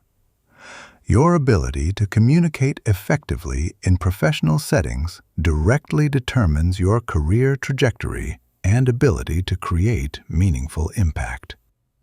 The foundation of professional excellence is understanding that every interaction serves two purposes: accomplishing tasks and building relationships. The most successful professionals master both simultaneously. They achieve concrete outcomes while making people feel valued and heard. Let's start with meetings, where much professional communication happens and careers are made or broken. When leading meetings, your role is creating conditions for collective thinking and decision-making. Establish psychological safety so people feel comfortable sharing ideas. Manage participation so all voices are heard. And guide the group toward clear outcomes. Start meetings by clarifying purpose and desired outcomes. Instead of diving into agenda items, remind everyone why you're gathered and what success looks like. This shared focus helps people prioritize contributions and stay on track. Ask specific people for input rather than opening the floor generally. Sarah, given your experience with similar projects, what challenges should we consider? Or, Mark, from a technical perspective, how feasible is this approach? This draws out different perspectives effectively. When participating in meetings led by others, focus on contributing value while building your professional reputation. Before speaking, consider whether your contribution moves the conversation forward or helps the group make better decisions. When you disagree, express concerns constructively. Instead of stating what won't work, propose alternatives. Instead of attacking ideas, ask questions that help people think through implications. What if we considered the impact on customer experience is more effective than that will never work? Presenting to senior executives requires a different style than peer discussions. Executives want bottom-line clarity, strategic perspective, and confident recommendations. Start with your conclusion, then provide supporting rationale. Follow this format: recommendation, key reasons, supporting data, implementation approach, and resource requirements. Use confident language that demonstrates conviction while remaining open to feedback. Instead of, "I think this might work," try, "I recommend this approach because." This communicates appropriate confidence in your expertise. Email communication has become crucial for professional success, yet many communicate poorly in writing. Email lacks emotional context, so your words must work harder to convey intent and maintain relationship quality. Structure emails for clarity and action. Use clear subject lines indicating topic and urgency. Start with context if needed, state your main point clearly, and end with specific next steps or requests. Pay attention to tone, which can be easily misinterpreted. What feels direct to you might seem abrupt to others. Adding phrases like, "Thanks for your patience as we work through this," can soften tone without sacrificing professionalism. Managing up, communicating effectively with supervisors, is critical for both current effectiveness and career advancement. Your goal is making your supervisor's job easier while positioning yourself as a valuable contributor. Understand your supervisor's communication style and preferences. Some want detailed updates and frequent check-ins. Others prefer high-level summaries and minimal interruption unless problems arise. Bring solutions, not just problems. When you identify issues, invest time thinking through potential approaches before escalating. Present problems with recommended solutions and reasoning. Performance reviews require balancing honesty, diplomacy, and strategic thinking. When giving feedback, use specific examples and focus on changeable behaviors rather than fixed. Personality traits. When receiving feedback, listen fully before responding and ask clarifying questions. Professional communication mastery means serving both task and relationship simultaneously. Every interaction should move work forward while strengthening your ability to work effectively with others. Chapter 12. Communication in Personal Relationships. Personal relationships require our most sophisticated communication skills because they involve the highest levels of emotional investment and vulnerability.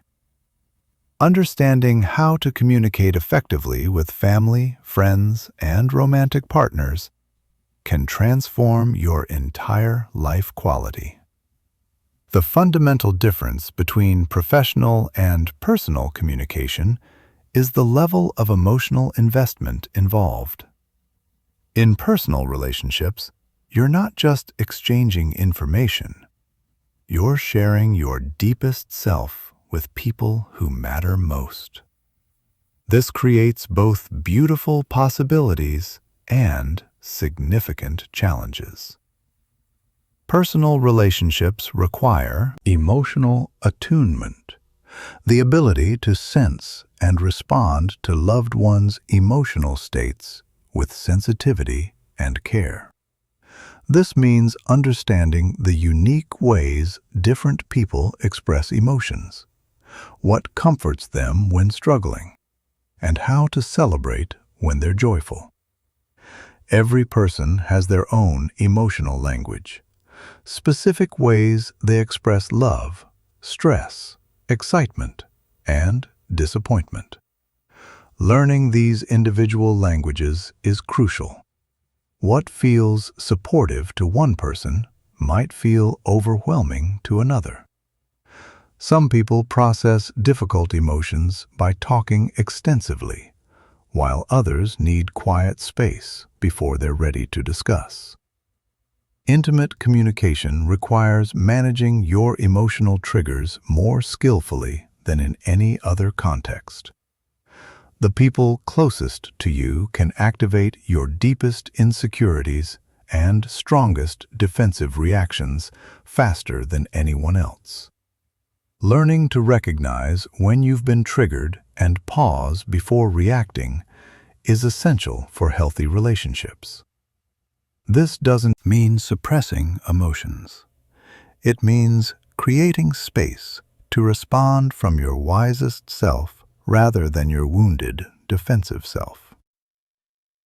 Conflict resolution in personal relationships is challenging because the stakes feel so high. Fear of relationship damage often leads people to avoid difficult conversations entirely, or handle them in ways that attack the person rather than address the issue. Healthy relationship communication requires separating the issue from the person. You can strongly disagree with someone's behavior while still loving and respecting them. This distinction allows you to address problems directly without making the other person feel their worth is being questioned.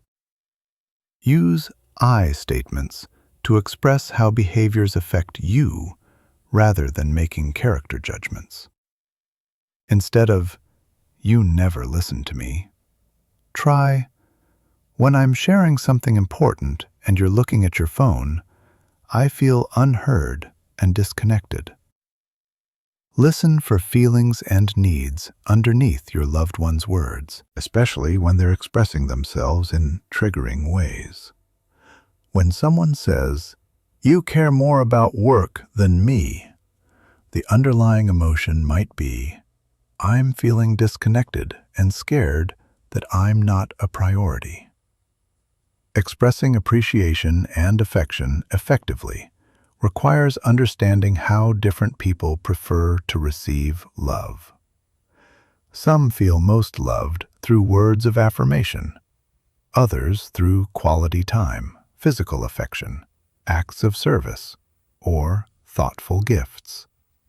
Pay attention to how your loved ones naturally express love to you, as this often indicates their preferences.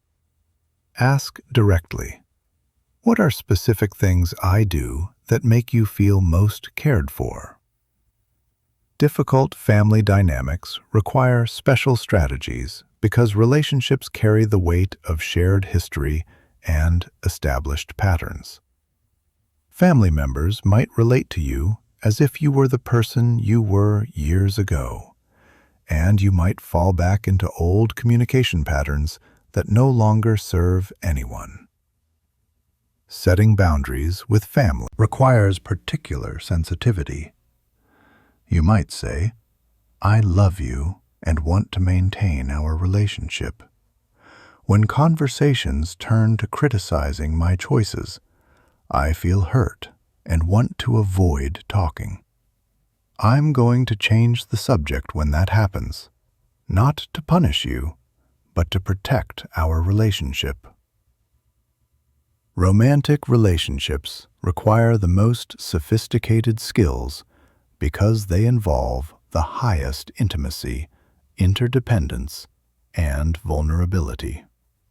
Partners need to coordinate daily logistics while maintaining emotional connection, managing individual growth within partnership, and navigating autonomy and togetherness. Successful romantic communication requires regular check-ins about both the relationship and each person's individual experience. Many couples only discuss their relationship when problems arise, creating a pattern where relationship conversations feel negative. Schedule regular times to appreciate each other and discuss how things are going. Include what's working well, what each person needs more or less of, and how you can continue growing together.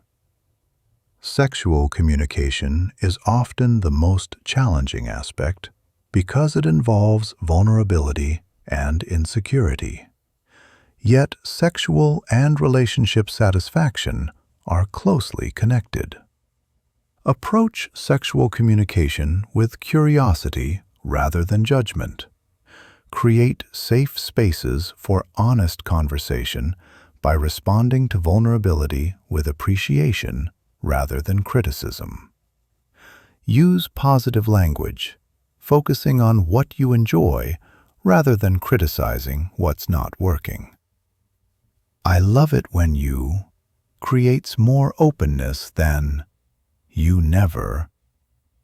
Ending relationships requires some of the most difficult communication many people face. Focus on your own experience rather than trying to convince the other person they should agree. "This relationship isn't working for me anymore" is more honest than "this relationship is terrible." When possible, express gratitude for positive aspects while acknowledging the need to end things. "I've learned so much from our time together, and I'll always be grateful. At the same time, I've realized we want different things." Personal relationship communication ultimately balances honesty with kindness, authenticity with sensitivity, and individual needs with collective well-being. The people closest to you deserve to know the real you while feeling loved and valued in your presence. Part 5. Public Impact, Digital Mastery, and Your Communication Journey. Chapter 13. Public Speaking and Presentation Mastery. Public speaking transforms your communication skills into performance that can influence dozens, hundreds, or thousands of people simultaneously. Whether presenting to your team, speaking at conferences, or giving toasts, your ability to communicate effectively with groups impacts your opportunities and influence.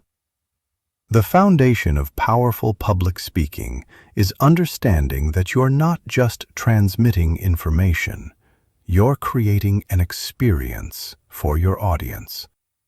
Every element should serve the goal of taking your audience from where they are now to where you want them to be.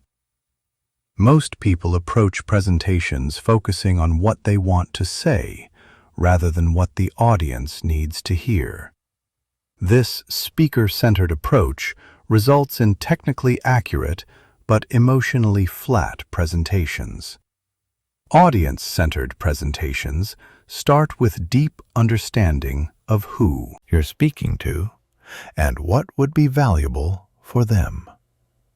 Before writing your presentation, understand your audience's current situation, knowledge level, concerns, goals, and preferred communication style. Ask yourself, What does this audience care about most? What problems are they trying to solve? What would make them consider this presentation valuable? Your opening moments are critical because audiences decide quickly whether to pay attention or tune out. Don't waste time with boring logistics or generic pleasantries. Start with something that immediately captures attention and demonstrates you understand what matters to them. Open with a surprising statistic highlighting your topic's importance, a story illustrating the problem you're solving, a provocative question getting them thinking, or a bold statement challenging conventional thinking. Whatever approach you choose, connect it directly to your core message. Structure your presentation like a story with clear beginning, middle, and end. Your opening establishes context and importance. Your middle provides content, evidence, and insights. Your conclusion summarizes key points and motivates action. Use signposting to help your audience follow your logic. Tell them where you're going, guide them through each section, and remind them how pieces connect. Today, I'm sharing 3 strategies to increase customer retention. First, we'll examine why customers leave. Then, we'll explore proven retention approaches. Finally, we'll discuss implementation. Storytelling is perhaps your most powerful tool because stories bypass analytical resistance and connect with emotion and imagination. When you tell relevant stories well, your audience stops thinking about to-do lists and starts experiencing your message viscerally. Use personal, specific stories directly relevant to your message. Structure stories with clear characters, conflict, and resolution. Help audiences understand who the story involves, what challenge they faced, what they did, and what resulted. The more vividly you help people imagine the situation, the more powerfully your message lands. Remember, you're not the hero of your presentation stories. Your audience is. Use stories to help them see themselves succeeding or achieving goals they care about. When people can envision themselves in your stories, they become motivated to take action. Managing presentation anxiety requires understanding that some nervousness is normal and can improve performance when channeled effectively. Don't aim to eliminate anxiety completely, but use that energy to enhance presence and audience connection. Practice your presentation enough that content becomes second nature, but don't over-rehearse to the point of sounding robotic. Know your material well enough to adapt if needed. Use breathing techniques to calm your nervous system. Deep, slow breathing activates your parasympathetic system, promoting calm and clear thinking.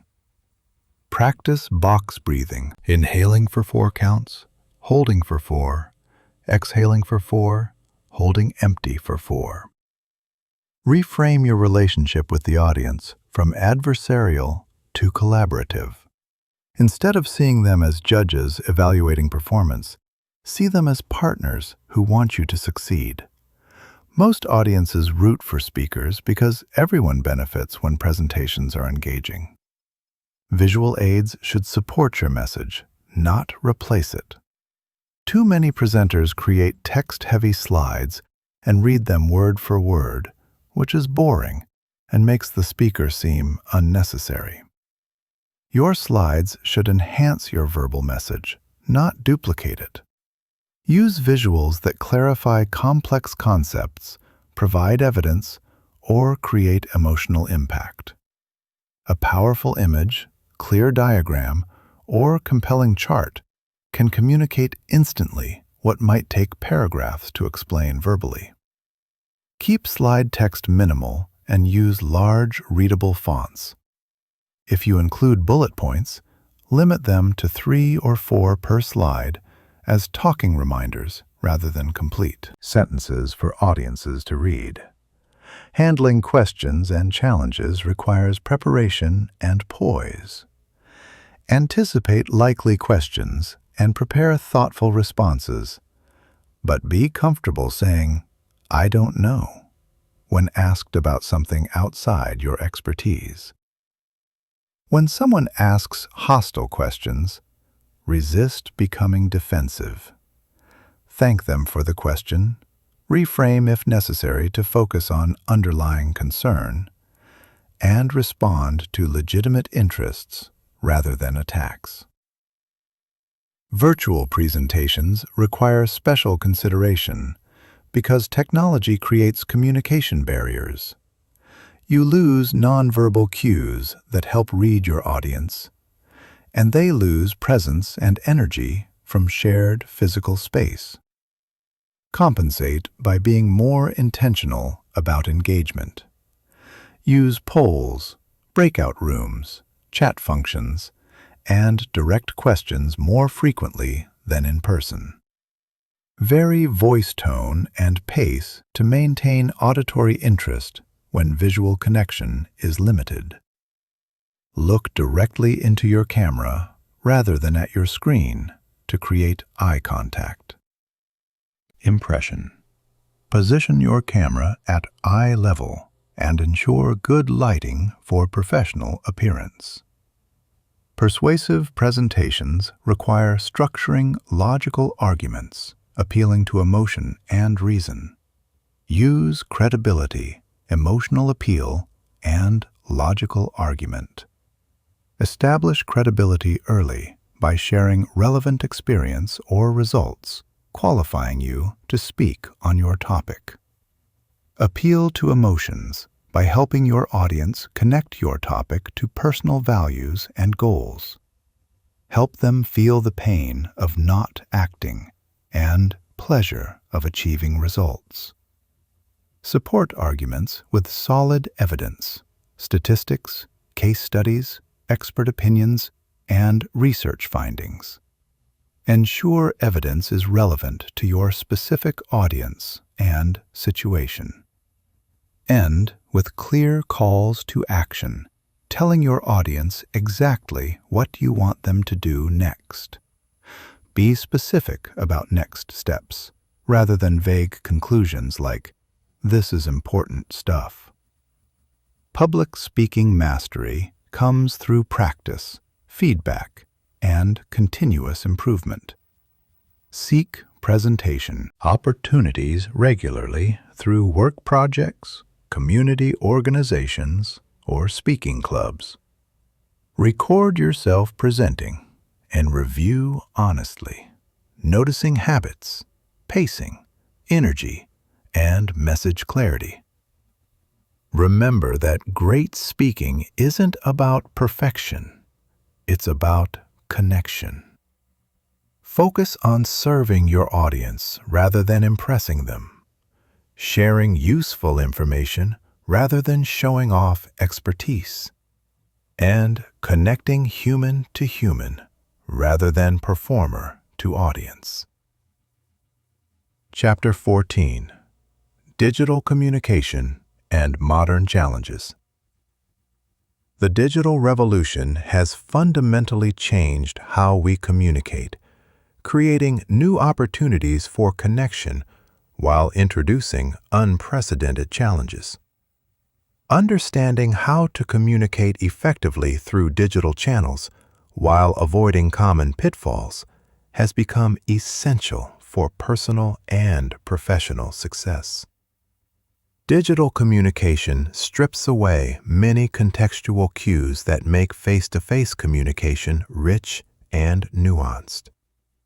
You lose voice tone, body language, facial expressions, and immediate feedback, which means your words must work much harder to convey intended meaning. This reduction creates enormous potential for misunderstanding. Email has become the backbone of professional communication, yet most people communicate poorly through this medium.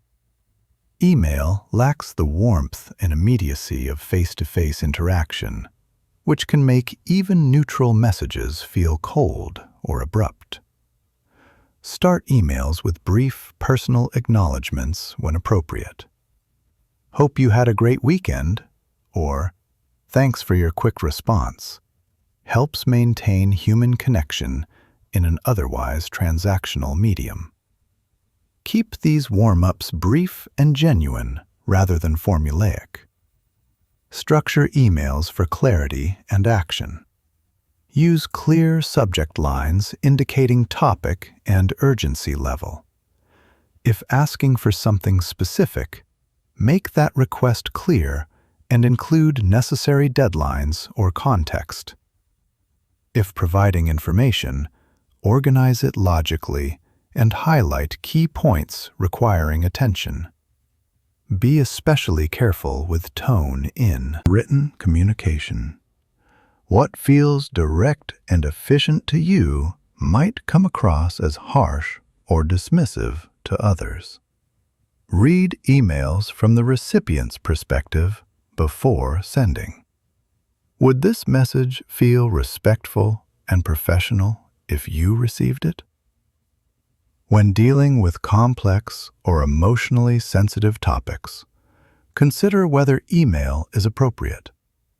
Some conversations require real-time dialogue richness to prevent misunderstandings and maintain relationship quality. Text messaging has created informal communication that blends personal and professional interaction. The casual nature can create confusion about appropriate boundaries, response timing expectations, and communication style. Understand your workplace and personal communication culture regarding text messaging. Some organizations expect immediate responses, while others treat texts as non-urgent. Some people appreciate casual texting for work coordination, while others prefer keeping text messaging purely personal. Be mindful of timing when sending text messages. Late night or early morning messages might be intrusive, even if you don't expect immediate responses. Use scheduled sending features when possible to respect others' boundaries. Social media communication presents unique challenges because it blends public and private communication in ways that can create complications. Comments, posts, and reactions that seem casual can be seen by large audiences and preserved permanently. Before posting anything, consider who might see it and how it could be interpreted out of context. Digital communication lacks the nuance and forgiveness of face-to-face interaction. Jokes that would be funny in person might be misunderstood online. Casual comments might be taken more seriously than intended. Video conferencing has become essential for remote work and virtual relationships, but creates its own communication challenges.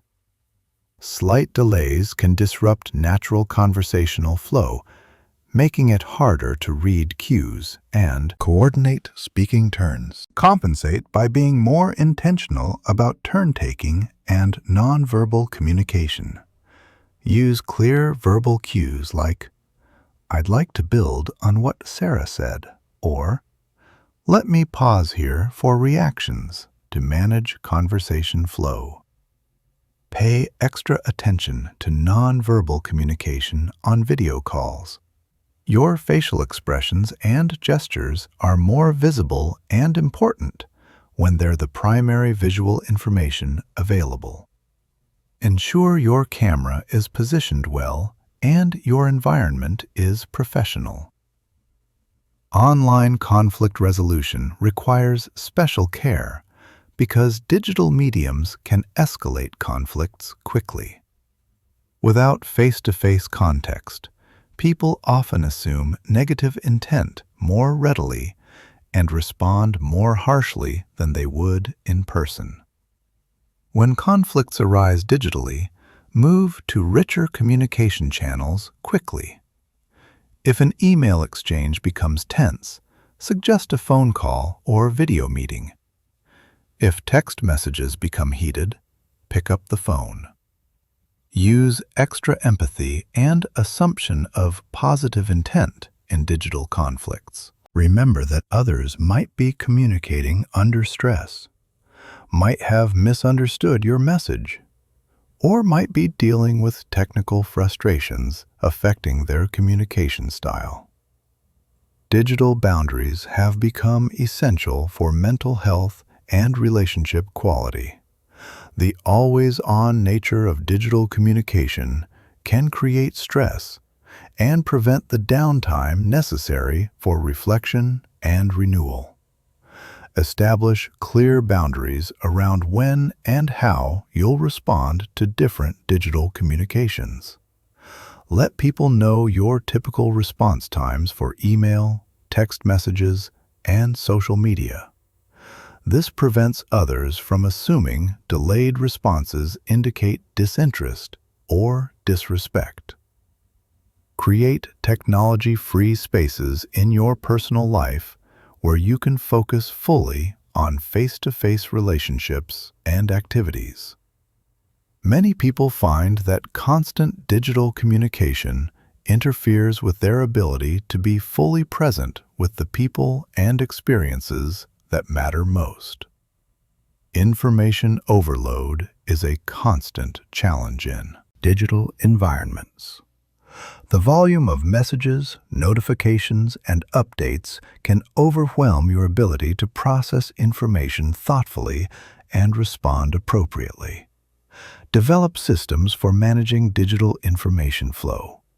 This might include using filters and folders for email, setting specific times for checking social media, or using notification settings that alert you only to truly urgent communications. Practice digital minimalism by choosing quality over quantity in online interactions. Instead of trying to maintain superficial contact with hundreds of people through social media, invest more deeply in meaningful digital relationships with fewer people. Online presentation and personal branding through digital communication has become important for professional development. How you communicate online contributes to others' perceptions of your expertise, professionalism, and character. Be intentional about the digital impression you create through communication style, response timing, and content sharing. Share valuable insights and resources that demonstrate your expertise and values. Engage thoughtfully with others' content rather than just broadcasting your own messages. Maintain consistency between online and offline communication style. People who interact with you in person should recognize the same person in your digital communications. Dramatic differences between online and offline personality can damage trust and authenticity. Digital communication with different generations requires sensitivity to varying comfort levels and preferences with technology. Older colleagues might prefer email or phone calls over text messaging. Younger people might find formal email style unnecessarily stiff. Adapt your digital communication style to match others' preferences while staying true to your authentic voice. This might mean being more formal with some contacts and more casual with others, or using different platforms for different relationships. Privacy and security considerations have become crucial aspects of digital communication. Understanding how to protect sensitive information while maintaining open communication requires ongoing attention and education. Be cautious about sharing confidential information through digital channels that might not be secure. When in doubt, choose more secure communication methods or have sensitive conversations face-to-face. The future of digital communication will continue evolving rapidly. The key to success is maintaining focus on fundamental communication principles: respect, clarity, empathy, and authenticity, while adapting to new tools and formats. Remember that digital communication is a tool for human connection, not a replacement for it. The most effective digital communicators use technology to enhance and supplement face-to-face relationships, rather than substituting for genuine human contact. Chapter 15. Your Journey Forward: Integration and Continuous Growth. After this comprehensive journey through communication skills, you now possess a toolkit that can transform every relationship and interaction in your life. But knowledge alone isn't enough. Real transformation happens when you consistently apply these skills until they become natural parts of who you are. Don't feel overwhelmed by trying to master everything at once. Choose one or two areas that resonate most strongly or address your most pressing communication challenges. Focus intensively on developing those skills until they become habitual. Then, gradually add others. Start with foundation skills that support everything else. If you're not yet skilled at active listening, that's your starting point. Without the ability to truly hear and understand others, all other communication techniques will have limited impact. If you struggle with self-awareness or emotional regulation, invest time developing those capabilities before moving to advanced techniques. Consider your current life situation when choosing which skills to prioritize. If you're dealing with ongoing relationship conflicts, focus on difficult conversation skills and empathy development. If you're trying to advance professionally, emphasize workplace communication and presentation skills. If you're struggling with confidence, work on self-awareness and authentic expression. Practice these skills in low-stakes situations before applying them in high-pressure moments. Use casual conversations with friends to experiment with active listening techniques. Practice reading nonverbal cues during everyday interactions. Try influence approaches in situations where the outcome doesn't matter significantly. This gradual approach builds confidence and competence systematically, rather than putting you in situations where failure could damage important relationships or opportunities. Seek feedback actively from trusted people in your life. Ask friends, family, or colleagues about your communication strengths and areas for improvement. Most people are hesitant to give honest feedback unless specifically asked, but they often have valuable insights that can accelerate your development. When asking for feedback, be specific.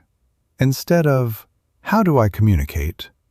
try questions like, "When I'm explaining complex ideas, do I give you enough context, or do I assume too much background knowledge?"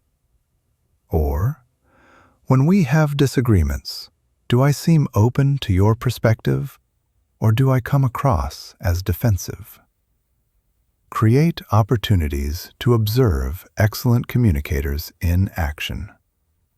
Pay attention to people who seem to effortlessly connect with others, who handle difficult conversations with grace, or who influence others without creating resistance. Notice what they do differently from average communicators. Remember that effective communication styles vary based on personality, context, and relationship dynamics. Don't try to copy someone else's style exactly. Identify principles and techniques you can adapt to your own authentic communication approach. Join groups that provide regular opportunities to practice communication skills. This might include professional associations, community organizations, speaking clubs, or volunteer groups. The more you practice these skills in diverse settings with different people, the more natural and effective they become. Track your progress by keeping a communication journal, where you reflect on interactions that went well and those that could have been better. Note what techniques you tried, how others responded, and what you learned from each experience. Pay attention to patterns in your communication successes and challenges. Do you consistently struggle with certain types of people or situations? Do particular emotions trigger communication problems? Are there specific skills that seem to have the biggest positive impact when you use them effectively? Use pattern recognition to target your development efforts more precisely. If you consistently struggle with authority figures, focus on managing up skills and confidence-building techniques. If family interactions trigger your worst communication habits, prioritize emotional regulation and boundary-setting skills. Remember that communication skills are like physical fitness. They require ongoing maintenance and development. You can't master these skills once and ignore them. Regular practice and continued learning are essential for maintaining and improving your communication effectiveness over time. As you develop these skills, you'll likely notice that your relationships deepen, your professional opportunities increase, and your ability to influence positive change grows significantly. But perhaps most importantly, you'll develop greater confidence in your ability to connect with others and navigate challenging situations. This confidence creates a positive spiral. As you become more skilled at communication, you approach interactions with greater optimism and less anxiety. This improved emotional state makes you even more effective, which builds further confidence and skill. The ultimate goal of communication mastery isn't to become perfect or to manipulate others for your benefit. It's to become someone who consistently adds value to every interaction, who helps others feel heard and understood, and who creates positive change through authentic human connection. When you achieve this level of communication effectiveness, you become a catalyst for better relationships, more effective teamwork, stronger communities, and positive change in whatever context you find yourself. Your communication skills become a gift you give to everyone you interact with. As you continue developing these skills, remember that the most powerful communication always serves something larger than yourself. When you use these abilities to help others succeed, to solve important problems, to build stronger relationships, and to create positive change in your community, you're fulfilling the highest purpose of human communication. Your journey in communication mastery has just begun. The skills you've learned today will serve you for the rest of your life, but they'll also continue evolving as you gain experience and face new challenges. Stay curious, stay committed to growth, and stay focused on using these skills to make a positive difference in the world. The world needs people who can communicate with wisdom, empathy, and effectiveness. By developing these skills consistently, you're not just improving your own life. You're contributing to better relationships, more effective organizations, and stronger communities everywhere you go. Your voice matters. Your ability to connect with others matters. Your commitment to communication excellence matters. Use these skills well and watch as your life and the lives of those around you transform in beautiful and meaningful ways. The conversation continues now with every person you meet and every interaction you have. Make them count. Go forth and communicate with purpose, with heart, and with the confidence that comes from truly understanding the art and science of human connection. You have everything you need. Now it's time to put it into practice and watch the magic unfold.